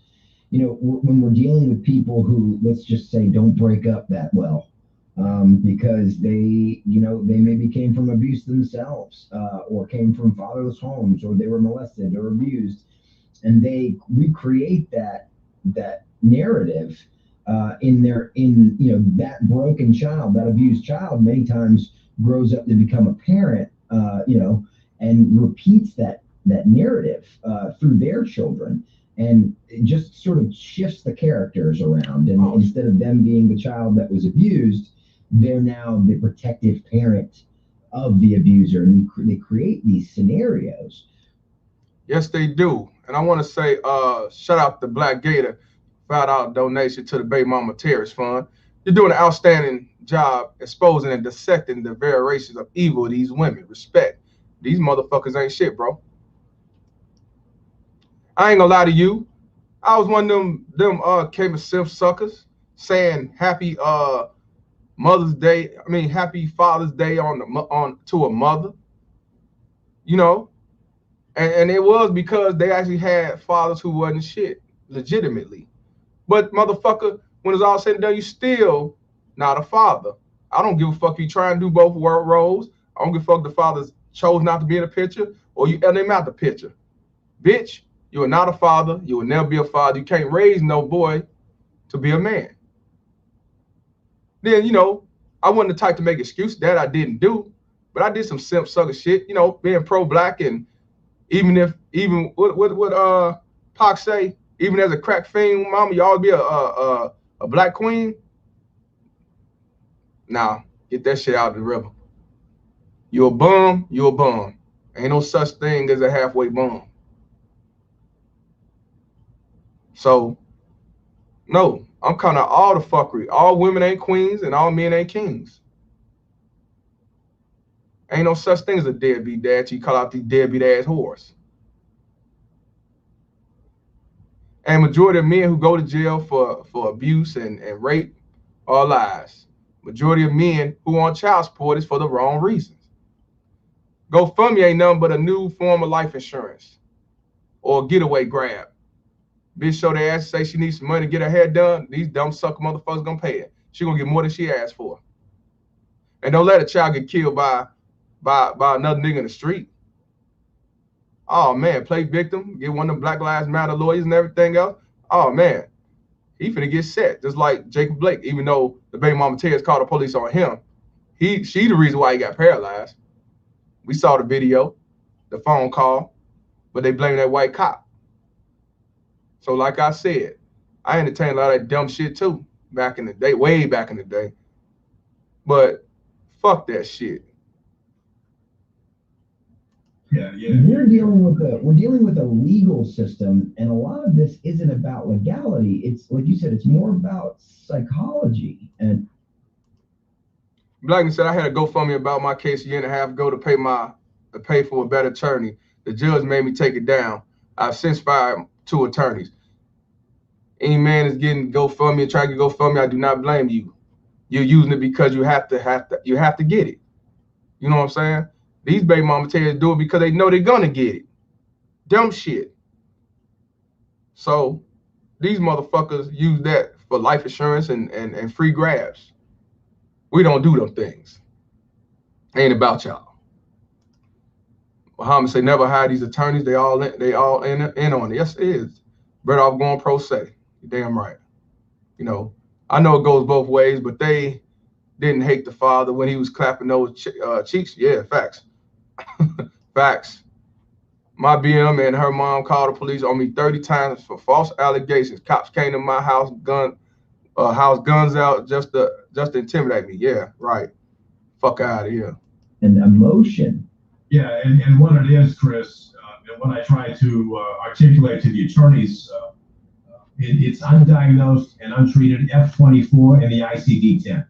F24 in the ICD-10. ICD is our medical Bible. DSM is our psychiatric psychological Bible. And what that is shared delusional disorder, shared psychotic disorder. Right. It's called folie à deux, false belief system. A false belief system that can be projected, that has been projected by a parent onto the children. So the children attach to that same belief system. Basically, 3 people as one. You heard what he just said? That's the same thing I just said. Manipulation is a powerful thing to the point where the kid is speaking what the mother has been telling them. It's not, when you talking that kid and they talking that grown shit and all that shit that they shouldn't even know about, don't even know what some of the shit mean, it's coming from the baby mama Tara's mother. Manipulation is a powerful thing. Now, of course, he talking it to with the real definition and everything, but that's basically what I've been telling y'all. And a lot of y'all know this. You know, manipulation is a powerful thing. And I'm not just talking about manipulating a kid. You got a bitch that can manipulate a dude to go out and kill a man because she manipulated him to believe that this dude was a child molester and a rapist and an abuser. And because he was manipulated, he was able to do it with no hesitation. Even with these churches, with these fake ass preachers that your mom used to go to, they are manipulated to think that this preacher, this minister, is their God. Because when you try to talk to them about the Bible and what it really means, or you try to talk about their faith, they say, my God told me, or they say, my preacher told me, Reverend so-and-so. Manipulation is a powerful thing. And when it comes to manipulation, you're able to get what you want. Look at Derrick Jackson manipulating all these whores that these 49ers, that's what Coach Greg Adams say, shout out to him. And the 49er is a woman that's actually a number 4 in looks and all that, but claims to be a 9. So we call them 49ers, who he manipulates to think these 49ers are 10s and 12s and 20s, and they should be treated good as a queen regardless of what the fuck they do and how they are. And they believe this shit, so they pay him money, they donate, they support him, buy his books and everything else. Manipulation is a powerful thing. I'm just being real with y'all. It is a very powerful thing. You tickle these bitches' chin, you get what you want. I'm just not willing to tickle it. I just tell the truth. Fuck them. I'll take an L and get less money and notoriety. Fuck them. Okay. And, you know, and so we never got that because I told you the motion for IME, which is a motion for independent medical or psychiatric examination of the mother, was denied. The judge denied that motion. I had a knockdown drag out with local counsel in North Dakota. The reason why the judge denied, because he know the truth would have came out, and then he would have to say that she's unfit and the father can get the child. He don't want to do that. He want to keep it over there, so he keep getting the child support and get that piece of that money that goes into his pension every year. I didn't feel he laid proper legal foundation for that pleading. I thought that pleading was absolutely unequivocally necessary to be granted, and that John knew he had to pay for this if the judge granted it, and then we had an objective expert, do a mental status examination, clinical interview, 6 or 7 hours of psychometric testing on the mother to see what the diagnoses are coming up with the mother, whether it's borderline personality disorder, histrionic, narcissistic, paranoid delusional, or this F24 in the ICD-10, or the entire kit and caboodle. We didn't have any of that because we never got her evaluated. So my client, John Mast, was continually under the legal microscope, continually had to prove a negative, continually had to prove he wasn't guilty of a crime he never committed, of an act he never committed. Right. So as soon as this whole thing kicked off, he was already behind in the race. Oh yeah, by the time he called me, he was already on his second attorney. And you're behind as soon as you go on the motherfucker. You're behind, man, as soon as you go on the motherfucker. You're behind before you go on that motherfucker. He been behind once that bitch turned around and said domestic violence. And getting nowhere fast. And we talked a little about, the suicide rate of these men. A lot of these men don't last as long as me or John. A lot of these men take their own lives, and then we blame those men for having drug issues or psychological issues. Would you kind of speak on that a little bit, and let's sort of get to the root of the problem instead of just, we go, oh, well, tragically this man killed himself, and we never dig into the why, but we sort of know the why. Would you mind speaking on that a little bit? Yeah, I mean, and we're getting down to dollar signs, Chris. I mean, in family court in America, you get as much justice as you can afford. Right. Sad but true. John Mast was fortunate that he had the resources to be able to hire myself and attorneys. By the time we finished the case, I know he had at least attorney number 3. He also hired another person before me, 2 other people actually. One was a psychologist, plus he went to my doctor for testing. So we're talking about multiple PhDs, multiple mental health professionals, and multiple attorneys that John had over a period of 3+ years of litigation. Yeah. A lot of people can't afford that. Yeah. This can bankrupt you in a New York minute. And I work a lot of cases where judges order my fees to be paid for by the state. Mm-hmm. You have to prove you're indigent, what's called informal pauperous. Okay, you're a poor person. But beyond that, you have to be involved in a CPS TPR case, which means your parental rights could be terminated, or you have to be involved in a criminal case where you're under arrest in order to make that happen. So in those two venues, juvenile court, criminal court, you're entitled to due process, experts and lawyers Right. at the expense of the state if you're indigent or poor. Not so in family court. Now, notice what he said. When it comes to family court, you better come out your pockets. Now, this man, Mr. Mast, he was able to financially pay for all these things. Now, what about us that can't afford this shit?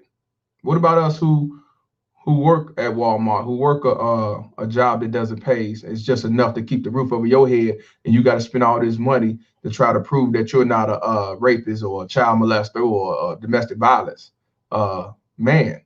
You know what I'm saying? So, the majority of us can't afford that.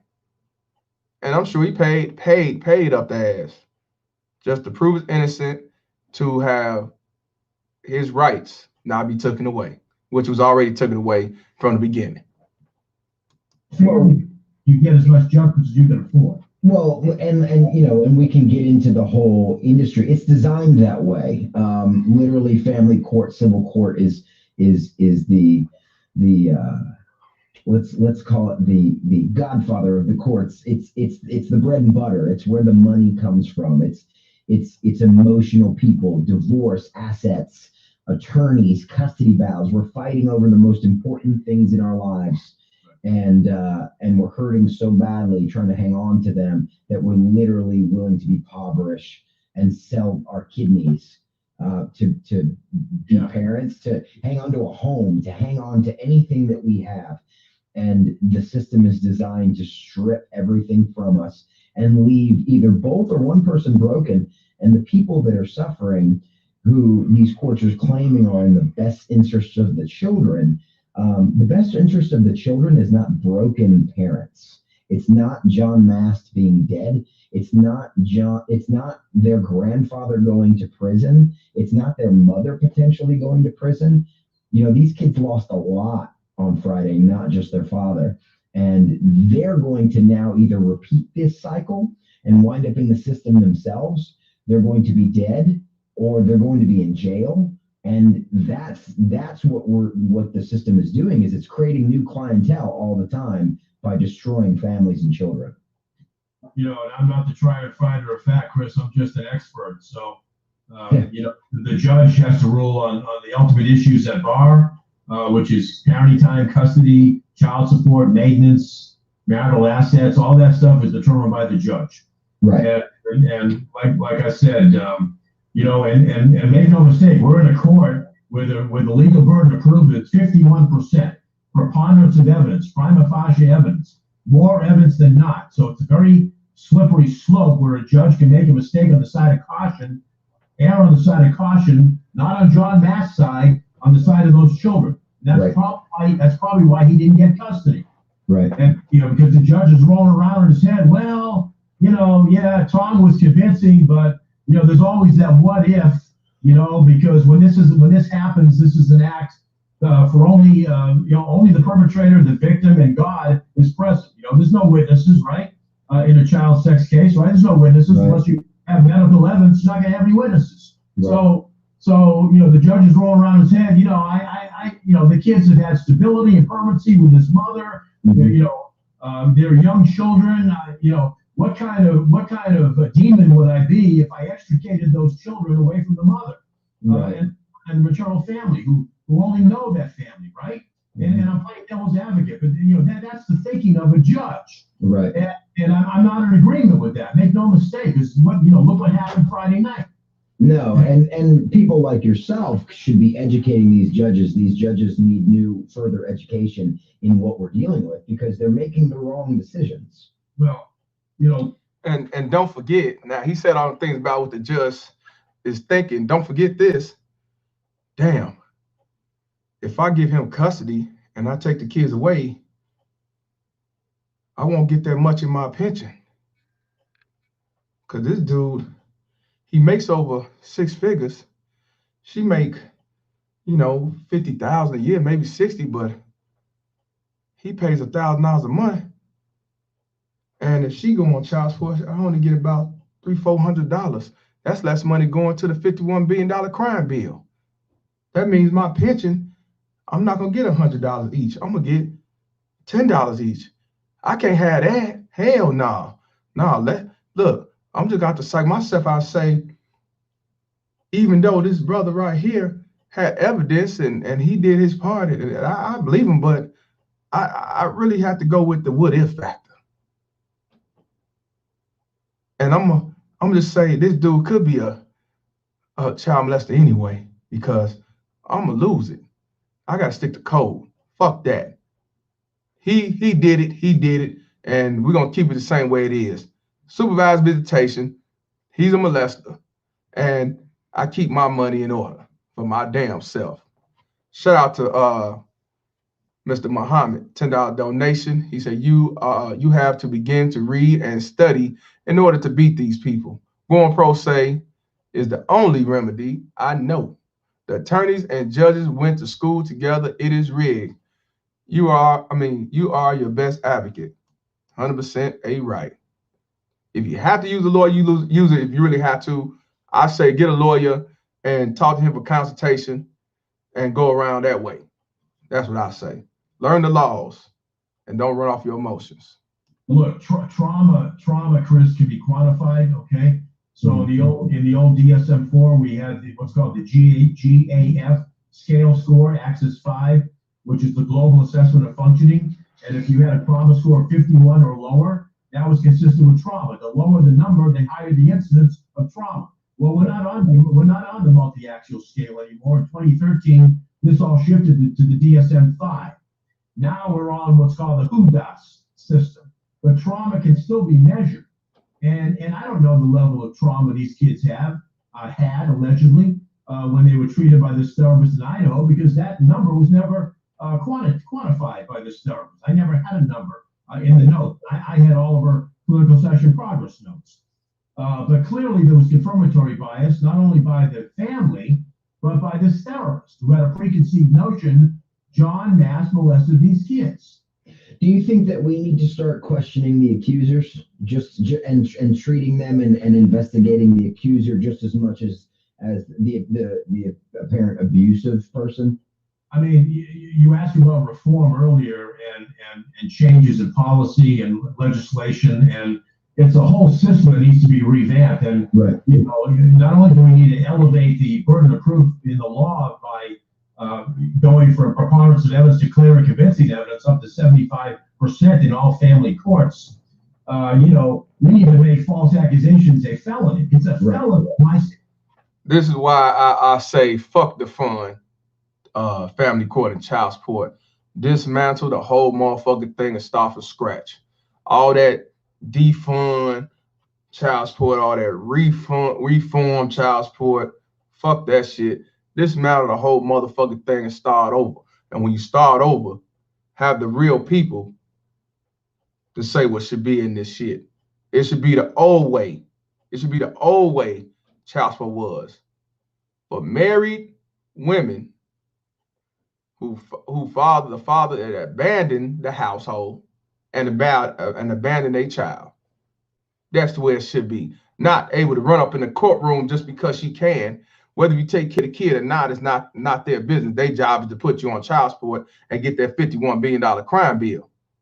So yes, fuck reform child support and defund child support. And here's an example. They sit back and say defund the police. Why you want to defund the police? Because they are racist to black men. They racist to Hispanic men. They race soldiers, right? So okay, we defund the police. So you take millions of dollars out of their budget and all that jive, but you still have racist cops on the force. They just got less money. That don't change the narrative of the race soldiering that they're doing. It's just you defund they budget. You see what I'm saying? So when these wanna be black pros and these fake ass queens, these Black Lives Matter say defund the police, And the politicians entertain that shit. The Democrats do. They entertain and say, yeah, defund the police. It don't take away the main agenda, which is the racism that they say they're going through. On black men getting killed, everything. They still gonna get killed. They still gonna be unarmed. It's just they just took some money away. What's the point? No. You change if you want to get rid of the racism that goes on with these race soldiers. What you do, take away that immunity that they have when they murder somebody unjustly.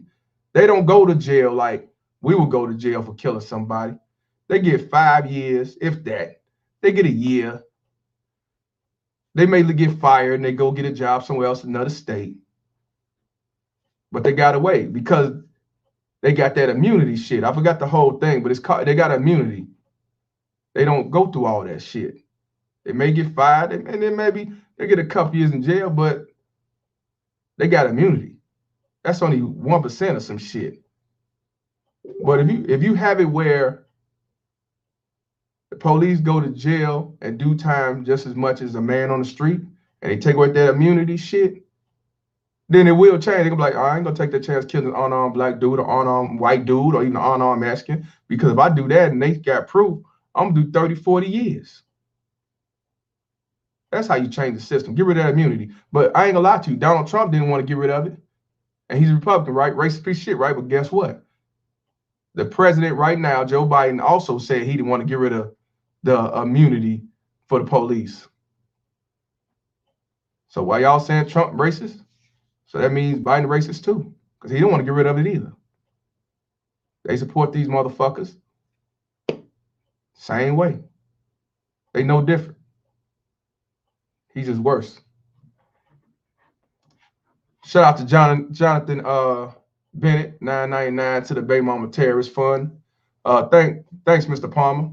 My DMT filed a CPO on me and used me of probably accused me of everything under the sun. I took a 6-month plea deal because my lawyer said she would get the year and be able to renew every year for 5 years. Yeah, these motherfuckers ain't shit. That's what I'm saying, man. Y'all got a story to tell. That's why you got to tell these stories and call this shit out. Because like I told you, these baby mama tears ain't shit. If y'all still got the mindset to try to co-parent these baby mama tears, try to kiss their ass and entertain these baby mama tears, then that's shame on you. This man fought all the way till he was murdered.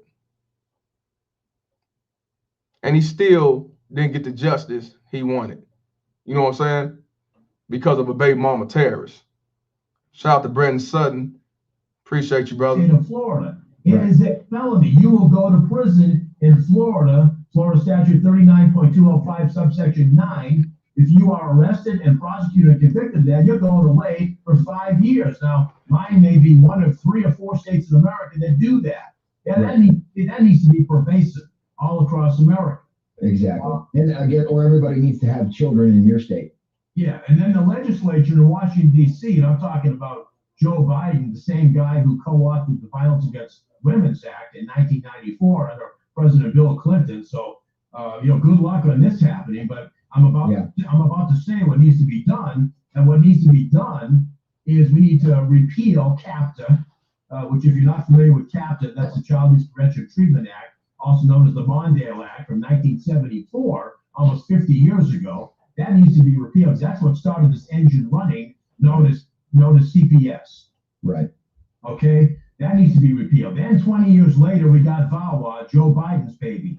Against Women's Day. Yeah, so a woman only needs to give a statement of fear, threaten bodily harm, no proof, no evidence, just like no-fault divorce, and bam, you have an ex parte protection order against you. You're not seeing her, but you're also not seeing the kids by proxy. Okay, and now we take that up to 1997 to,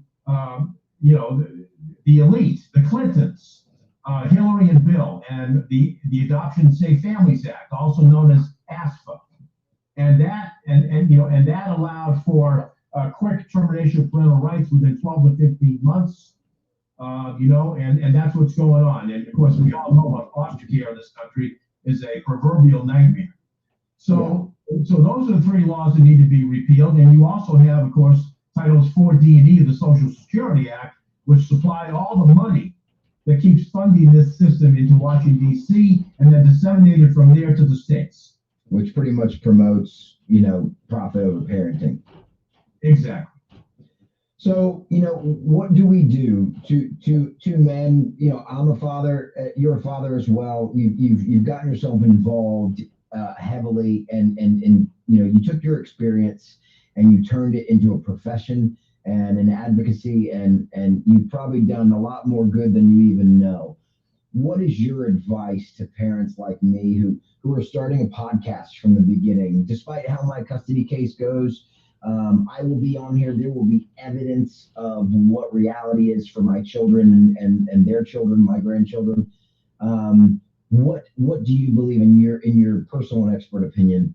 What do we need to do both as a movement for shared parenting and protecting these kids, and having reform in our family court, CPS, foster care, child support, this whole money racket that's been created, which is essentially child trafficking legalized? Right. Well, I'm going to correct you on one thing. I'm not an advocate other than from what's right, what's wrong, what's truth, and what's justice. I have to be objective on the 50-yard line. So as an expert, because I give opinions to reasonable degrees of psychological, scientific certainty, I have to be objective. I cannot be seen or viewed as an advocate. And mind you, I'm not. With that said, I you know, as a newbie to the podcast, I had my own show about maybe 15 years ago. I suggest you consider tackling all these issues, not just false allegations of abuse, parental alienation, parental kidnapping, parental abduction, and even to obviously heinous, reprehensible crimes like what just happened to my client John Mast and murder. But the other side, mothers who are victims of this travesty as well, mothers who come across my plate who are falsely accused of Munchausen syndrome by proxy, right. Which is now called pediatric condition falsification, factitious disorder imposed upon another. Mothers falsely accused of coaching their kids to falsely accuse the father of incest. Okay, I get this all the time. That the court is like in a conundrum, you know, and they're tossing the dice. Is this a case of a protective parent, and you know, and the guy actually molested the kids, or is this a guy who's been a targeted victim of severe alienation, and the mother's coaching the kids? Right. You know. Damn right. That's what damn right, man. That's what I'm saying. These baby mama terrorists will coach these kids and manipulate these kids, and just know how the game go. They don't care, because long they all reaping the benefits of it. It ain't about the kids. It ain't never about the fucking kids. Never. Well, it's not what you know. It's not what you think you know. It's what you can prove in a court of law. So you say there's coaching, you got to prove there's coaching. The best evidence, and by the way, there's a rule in law called the best evidence rule. The best evidence comes from the child's DVD interview at the Child Advocacy Center on whether that kid was coached or not. Okay. Right. Oh, so when little Sally says to Mary Jones, the interviewer, when Mary Jones asks her, "Hey, you know, tell me how Daddy touched your pee-pee," well, that's leading. It's suggestive. It's negative stereotype abduction because it's pointing the finger at the father. That's not a proper question. Right. That is a trash question. So you want to ask little Sally, "Can you tell me what happened? Tell me about that. Tell me more about that." So you're tapping into the kid's autobiographical free recall memory, or implicit memory, or unconscious memory, the same memory she brushes her hair, puts her clothes and dress on, takes a shower. That's the memory we're trying to tap into. We're not trying to tap into explicit memory or episodic memory that could be coached, contaminated, poisoned by brainwashing, or even unwitting coaching. So you have two types of coaching. You have intentional and unintentional. So if Sally's coming down the stairs and hears mommy on the phone to her mother, the maternal grandmother, you know, that SOB molested my daughter last night. So Sally just heard that. That is unintentional coaching. Right. And maybe mom doesn't even know the kid heard that, right? Right. And so, you know, finally I'm the guy on the other side of the fence who's looking at that DVD upon critique once we get it in discovery, once we get it from the government. Right. And then you know if the kid's been a victim of coaching. A lot of times these interviews don't even screen the kids for coaching. Do you think that your type of expertise is what's required in these courts as more than even, let's say, litigation and attorneys? Well, under Florida statute 90.616 subsection 3C, I'm considered an essential witness, meaning for the defense, I can both consult in the gallery for the lawyer during the case in chief to help the lawyer with questions on direct and cross and redirect and recross of opposing fact and expert witnesses, as well as our witnesses on direct. But I can also testify. So I'm the only expert person, if you will, who can be excluded from what's called the rule of sequestration. Every other witness who's going to testify, you got to leave the courtroom. I don't have to do that. I can stay in because I'm considered an essential witness. So tell us a little bit. I'm gonna pull up your website here and share that for a minute. But is it just you? A lot of people are wanting help. Obviously, I'm seeing on the screen a lot of people are chatting. What can people do? Do you work with other folks around the country? I don't, Chris. I'm a lone ranger, and I have been for a quarter century, back to the 90s. My website's been on the net for almost 25 years now, back to 96, 97. And sadly, there aren't many people, if any, coming up behind me that do what I do. And clearly there needs to be, there needs to be help out there for the lawyers, and with all due respect to the attorneys. And mind you, I work with some really, really good attorneys. What you hear on Facebook, lawyers suck, and, he stole my money, and I'm going to turn him into the bar, and, Supreme Court's going to sanction him, and or her. This must be his website. That's his phone number, his cell. If y'all want to write the number down and reach out to him. I don't know where he is, but he's not in Chicago. But y'all can talk to him, maybe get some questions answered. Perfect Blackness, I sent you the link to his Facebook. Dean Tongues, his Facebook page. Maybe y'all can talk to him on there. Y'all can consult.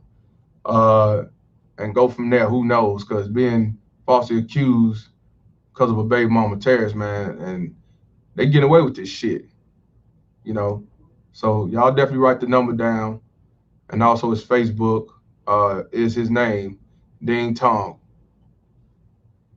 I work with some really super lawyers, Martindale Hubble, AV rated, board certified. Oh, wait a minute. Now they say they got problems.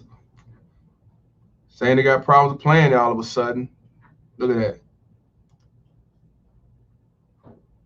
Now it's problems.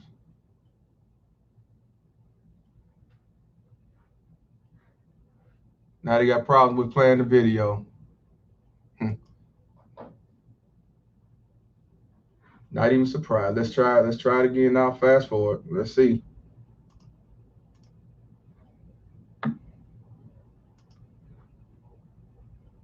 John was a perpetrator of the same, but so here. Let's go back to where it was. Tell us what you want. Or wanting help, obviously, I'm seeing on the screen a lot of people are chatting. What can people do? What you hear on I do, and clearly then I'm on these cases and what you hear on Facebook, there we go. Lawyers suck, and he stole my money, and I'm going to turn him into the bar, and Supreme Court's going to sanction him and or her. And, I work with some really super lawyers, Martindale Hubble, AV rated, board certified attorneys who really have a clue as to what's going on. Lawyers who only do these cases and litigate and try these cases for a living. And then you got the other type of lawyer, the lawyer who will be quick to accept your retainer check. You haven't vetted that lawyer properly. There's a page on the website. There's a page right there at my website. If you scroll along the top there, how to choose your attorney. There's a whole page there, how to choose your attorney. And it's in my book too, appendix, how to choose your attorney. And so very important that you ask the right questions of your lawyer, what kind of experience you have in these types of questions. They're not going to give you their client references. They can't. Those are attorney-client privilege. But you want to ask them, how many cases have you tried successfully in this type of case, any other lawyers, any peers that you can reach out to me that I can contact on your behalf. Go to avo.com. Avo.com is the #1 site for legal reviews for attorneys. But it's very important that I have a marriage with counsel, that the client and the lawyer and I work as the three musketeers. Right. So, I'm pleasantly surprised to meet you under unfortunate circumstances, and I know we briefly discussed a few of my issues as well. And Wednesday, I actually have a motion to modify custody. Mine has been going on for a few years. Although, you would think that you would hope that it's not going to turn out sadly like John's case has, and it's very shocking to a lot of people what happened, and it happens more often than we think. But like Dean and I had mentioned earlier, the mainstream media won't really give this case and this story the attention it deserves. And Dean, you and I will speak after this interview, and I'd love to actually chat with you about my case more and possibly have you help me and my children as well. But tell us what you want to know about John and his case, and what you got to know about him as a person, as a client, as a father, what he was dedicated to, the type of man that you knew him to be. I didn't know him. I only know him from the movement and mutual folks within this movement. He was an advocate as well, not just a father fighting his own battle, but like me, he decided that he needed to speak up. Tell us what you want people to know about John. Yeah. So again, I never met John in person, but the half a dozen conversations I had with him, great guy, hardworking guy, loved his kids. He clearly tried to do the right thing here. Never tried to violate the law. Never tried to take the law in his own hands. He listened to me. How much he listened, I don't know. He was not as passionate as I am. You can feel the passion with me. I've been in this field 35 years. So right. John, God rest his soul, was 40 years old. John was a little kid when I got started in this field, right? So 40 years old. 40 years old, y'all. Young man died, murdered because of baby mama terrorists. I can't retrain people's minds and how they act in life and their personalities. Your personality is what it is. I'm a type A personality guy.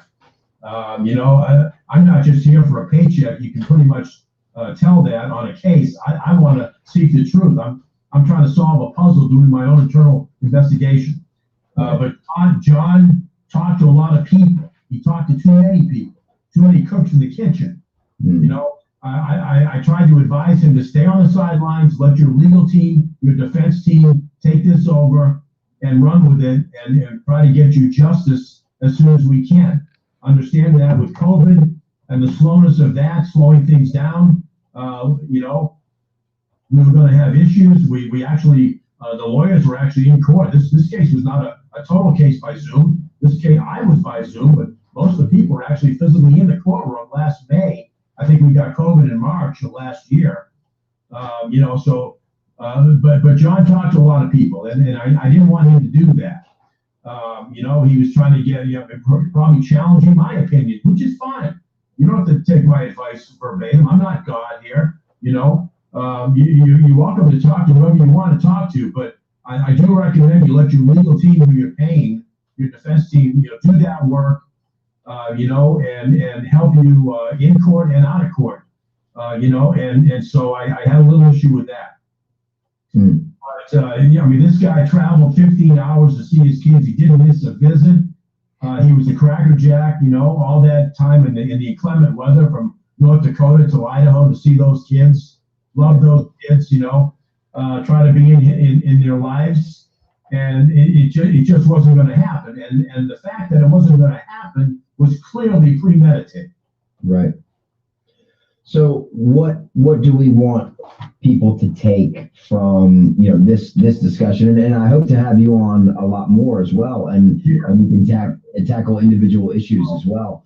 So look, this case was a taboo to start with, right? This was dealing with taboo allegations, right? And it wound up to be the ultimate taboo. That can't happen. That can never happen. The last case I had that was a homicide was 15 years ago, where my client was the perpetrator, not the victim. But it can't happen. You cannot take the law in your own hands. He said that last time was 15 years ago. The father was the perpetrator. He was not a victim. Most likely, he probably was a victim. He just decided to do a vigilante deed. You know what I'm saying? And from the sound, like he gave off that to the baby mama terrorist. So maybe if Mr. Mast would have did that, he'll still be around. That's why we have a legal system. And if you don't like the judge in your case, then file a motion to recuse that judge, right? Or do what you have to do.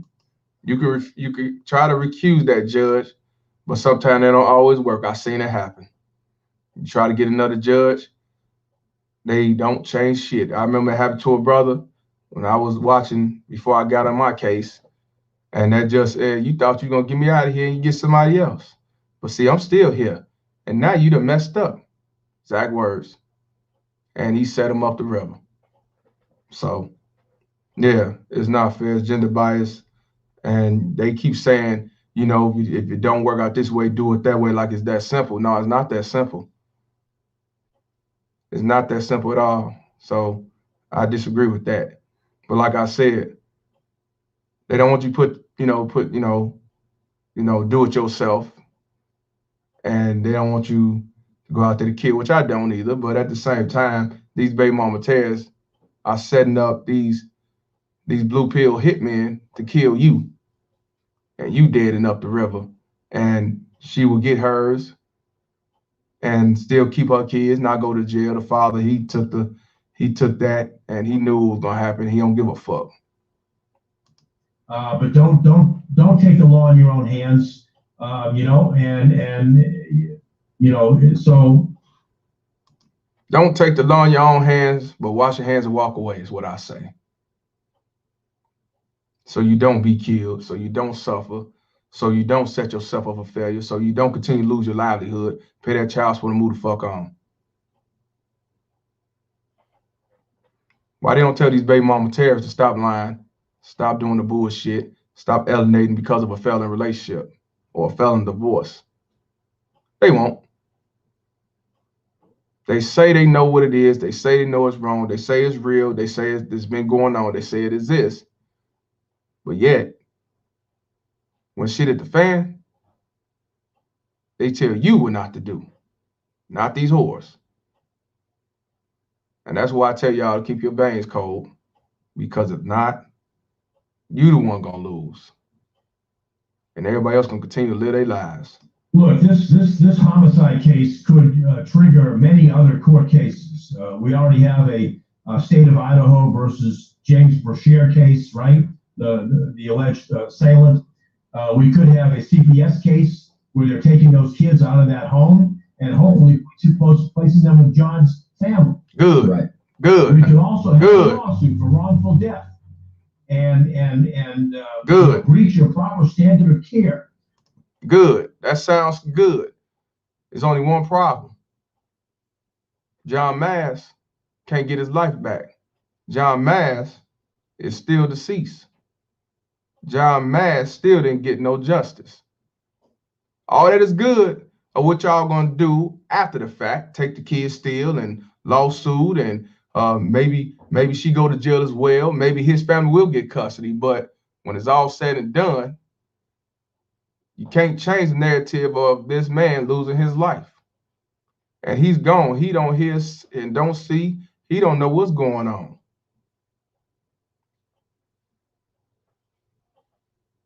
So what y'all gonna do after the fact is cool.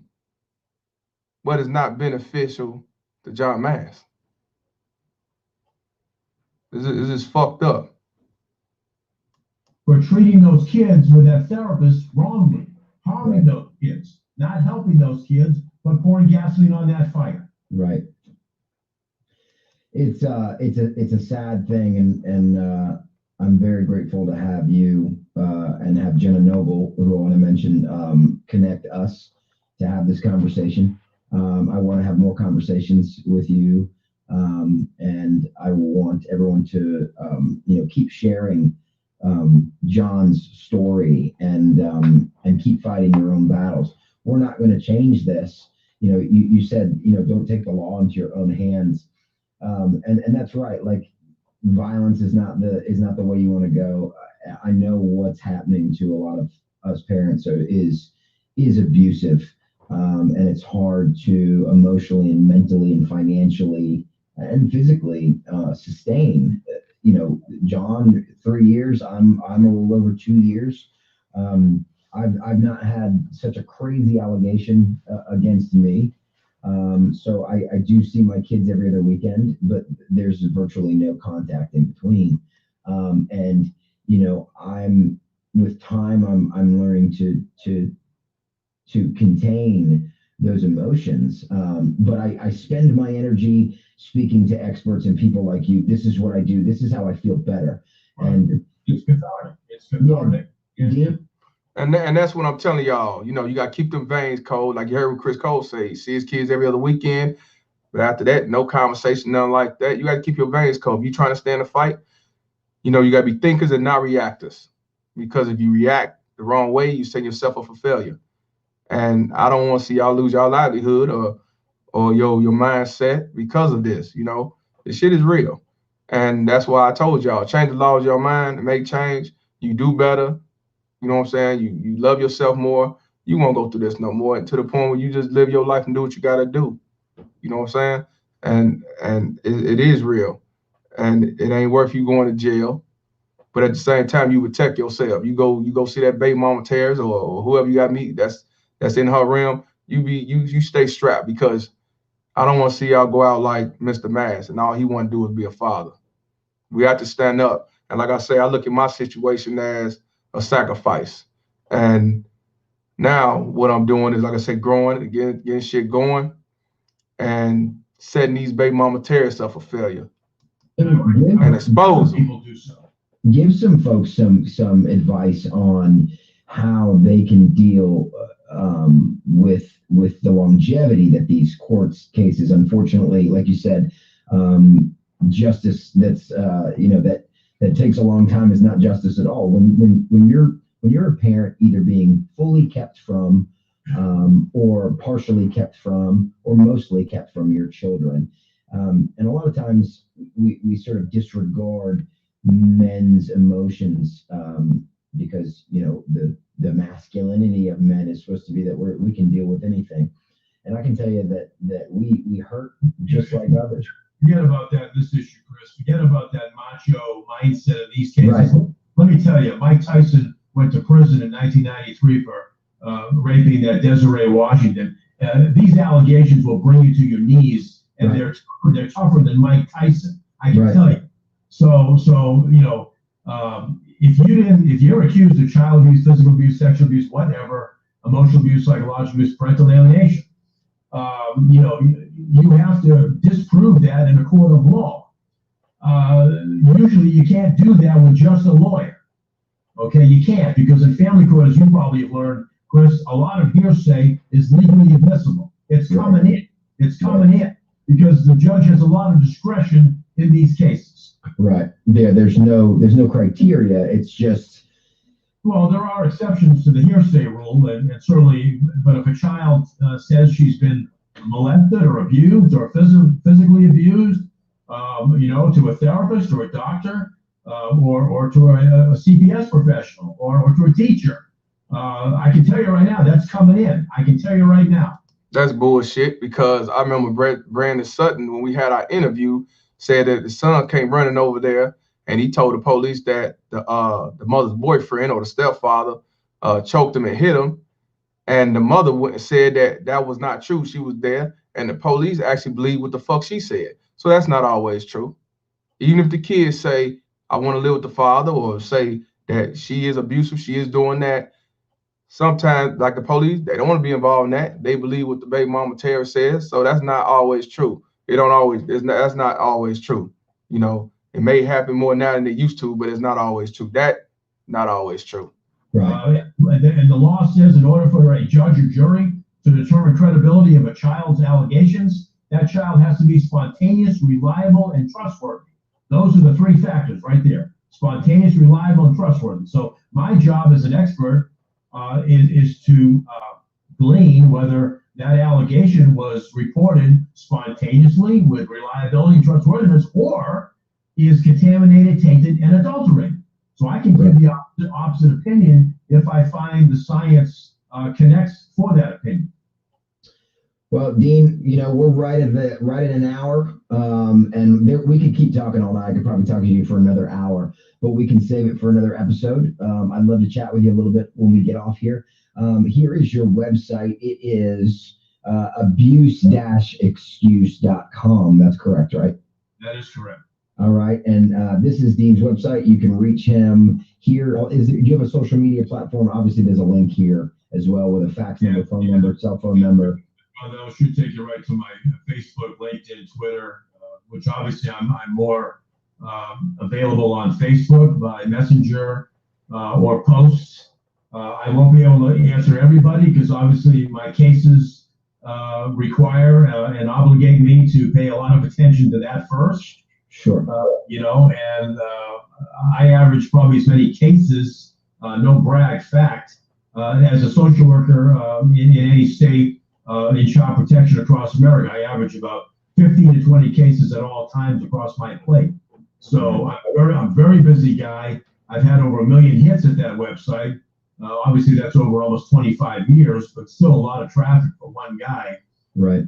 And you know, so judges understand, juries understand, professionals understand. There are two sides to every coin. But they don't give a fuck. Not the judge and these lawyers, as long as they get their cut and get their paycheck, they don't give a fuck. And sometimes these same people that evaluate the child and all that, they don't give a fuck. I'm talking about especially the women. They don't give a fuck. Ask Perfect Blackness. He can tell you all about that. They all work for the system. You have to get somebody outsourced that don't work for the system, that is about what's right, that is open-minded, not about that's one-sided to help benefit this baby mama terrorist. That is no more evident than in these cases. But being able to articulate that other side, well, that sometimes can be a needle in a haystack. Right. Well, Dean, why don't we jump off here tonight and let's get you back on very soon. You could be episode 2 because I kind of want to keep continuing this conversation. But let's chat after the episode, and yeah, we will talk to everybody soon. And to John Mast's family, you know, we our hearts are with you. Thank you for having me, and John, man, rest in peace, brother. Yeah, man, and let's pray for his kids because you know that's where the healing needs to go right now. So yeah, and for the audience out there who's watching or listening, there is a GoFundMe page at my Facebook timeline page, so please check that out. I believe Jenna Noble got that up and running, so if you can, you know, whatever you can donate to John's kids and family on their behalf, that would be appreciated. yes, thank you guys so much. Dean, let's stick around and chat after this, but we're going to go ahead and sign off for the first episode of We the Parents. We appreciate you having me. Thank you. Thanks.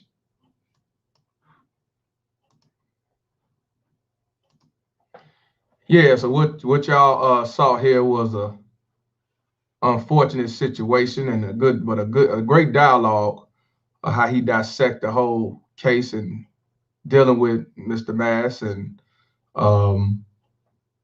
even he was accused back in the 80s of touching his own kid. That's why I say these baby mama terrorists ain't shit. All they want to do is set men up for failure, man. And the unfortunate part was worse. It's going to continue to happen. It's going to continue to happen. It's going to continue to happen as long as they got the laws the way it is. Fuck reforming child support. Fuck defunding child support. Get rid of the whole motherfucking thing and start over. Because as long as you got this going on, this shit ain't going to change. It's going to be some more John Mast getting murdered or going to jail for murdering the baby mama terrorists. You know? And like I said, this shit been going on for a long time. You know? So all I'm just trying to do is continue to spread the word, spread this message, and try to make change. We have to change the laws in our mind. You know what I'm saying? These judges, these lawyers, these therapists that they hire persons that work for them is not finna side with you. They're gonna side with that baby mama terror. They're not gonna go against the grain. They all against you, man. And that's why we got to come together and make change. And Perfect Blackness, I don't know if you're still in here, but we got to do another interview sometime this week. We can set that up because he can relate to this. He's been accused now 6 times of child molestation and all that shit. You know, as you see the background, you got my boy Darius, man. He gonna be doing. Oh, let me move the mic. Let me move the mic, bro. Go ahead so you can see. Yes, sir. He gonna be my production team, man. We're gonna be doing other things other than just the live, like skits, videos, music videos related to these baby mama terrorists unjust system. Cause I want this shit spreaded. So these baby mama terrorists really gonna be mad. You know what I'm saying? Any documentaries and hopefully, you know what I'm saying, movies. Many movies, you know what I'm saying? Be on YouTube, samples will be on IG and Twitter, everything else. I'm telling you, this shit is real. That's why I'm asking y'all, you know, when I say, hey, donate to the Cash App, you know, help, you know, the baby mama terrorists, Bounty Hunters Fund, and all this shit that I'm building is because of y'all. Then I'm investing in myself as well. Because if y'all don't do it, I'm still gonna do what I have to do. You know what I'm saying? Me being a deadbeat, you know, I just beg for change on the corner for a quarter. You know, it's hard out here. And I know if I do a GoFundMe, they're gonna laugh at me and say, shit, you ain't a baby mama terrorist. So, you know, I just do what I can. Shout out to Flyboy. But I'm not gonna hold you no longer. I appreciate y'all coming on here early in the morning. I wasn't even planning on doing it until I saw that Mr. Mike Jackoff doing this session with the baby mama terrorists that raising to be a low life. And then I was like, I might as well get it out the way. You know what I'm saying? But like I say, learn from this, y'all. Learn from this. Be strapped at all times when you're going to visit your kids or get your kid. I don't care where y'all at. You keep yourself strapped and off safety, you know. And also, don't go to that burning fire and get burned. If you got to fall back, wash your hands and move on, man. I don't want to see y'all set up for failure. Flyboy said, we literally have no one else in our community of men to pursue and put forth the effort that Mr. Palmer is doing. I appreciate that, brother. It's real out here. And that's why I say this page is going to grow. It's going to be a lot of controversy. They don't like me and, you know, and I ain't shit and I'm a deadbeat. But yet they can't explain or try to make me wrong about the shit that I say. So to that, I say, I don't give a fuck what you think, bitch. About none of y'all motherfuckers. You baby mama terrorists, you blue pill suckers, you Derek Jackson supporters, you baby mama terrorist supporters, you feminists, you fake ass Black Lives Matter, you fake queens, all y'all motherfuckers can kiss my ass, suck a dead man's dick. I'm telling y'all. But this shit is gonna happen. As we evolve and better ourselves, we ain't gotta worry about child support, even because child support ain't going away. They ain't gonna reform, they ain't gonna defund, do none of that shit. That's all talk and political bullshit. They scheming to try to make you think that it's gonna change while you're around. About time this shit changed, it'll be a whole nother world going on. They ain't finna stop that $51 billion crime bill. And then now you got Jim Crow Joe as the Democrat president. It's really finna get worse. So we have to, like I say, change the laws in our mind and keep doing what we doing, help each other, love one another, build ourselves, and do for self. We'll be all good and tell our stories and help spread awareness. So I appreciate y'all like I always do, that y'all still support. You understand where I'm coming from, and y'all keeping them veins cold. Well, I ain't gonna hold y'all no longer because we finna go on and set this this video shit up and really talk this business. I am really pissed off about what happened to this gentleman, and I feel sorry for him and I feel sorry for his family. So rest in peace to John Mast, and fuck the baby mama terrorist and her punk ass daddy and whoever supported that hoe. So I'm Mr. Palmer, and this conversation is over. Fuck child support and these baby mama terrorists and that bitch that set him up to get killed and that motherfucker father-in-law and whoever else. Fuck them. Peace.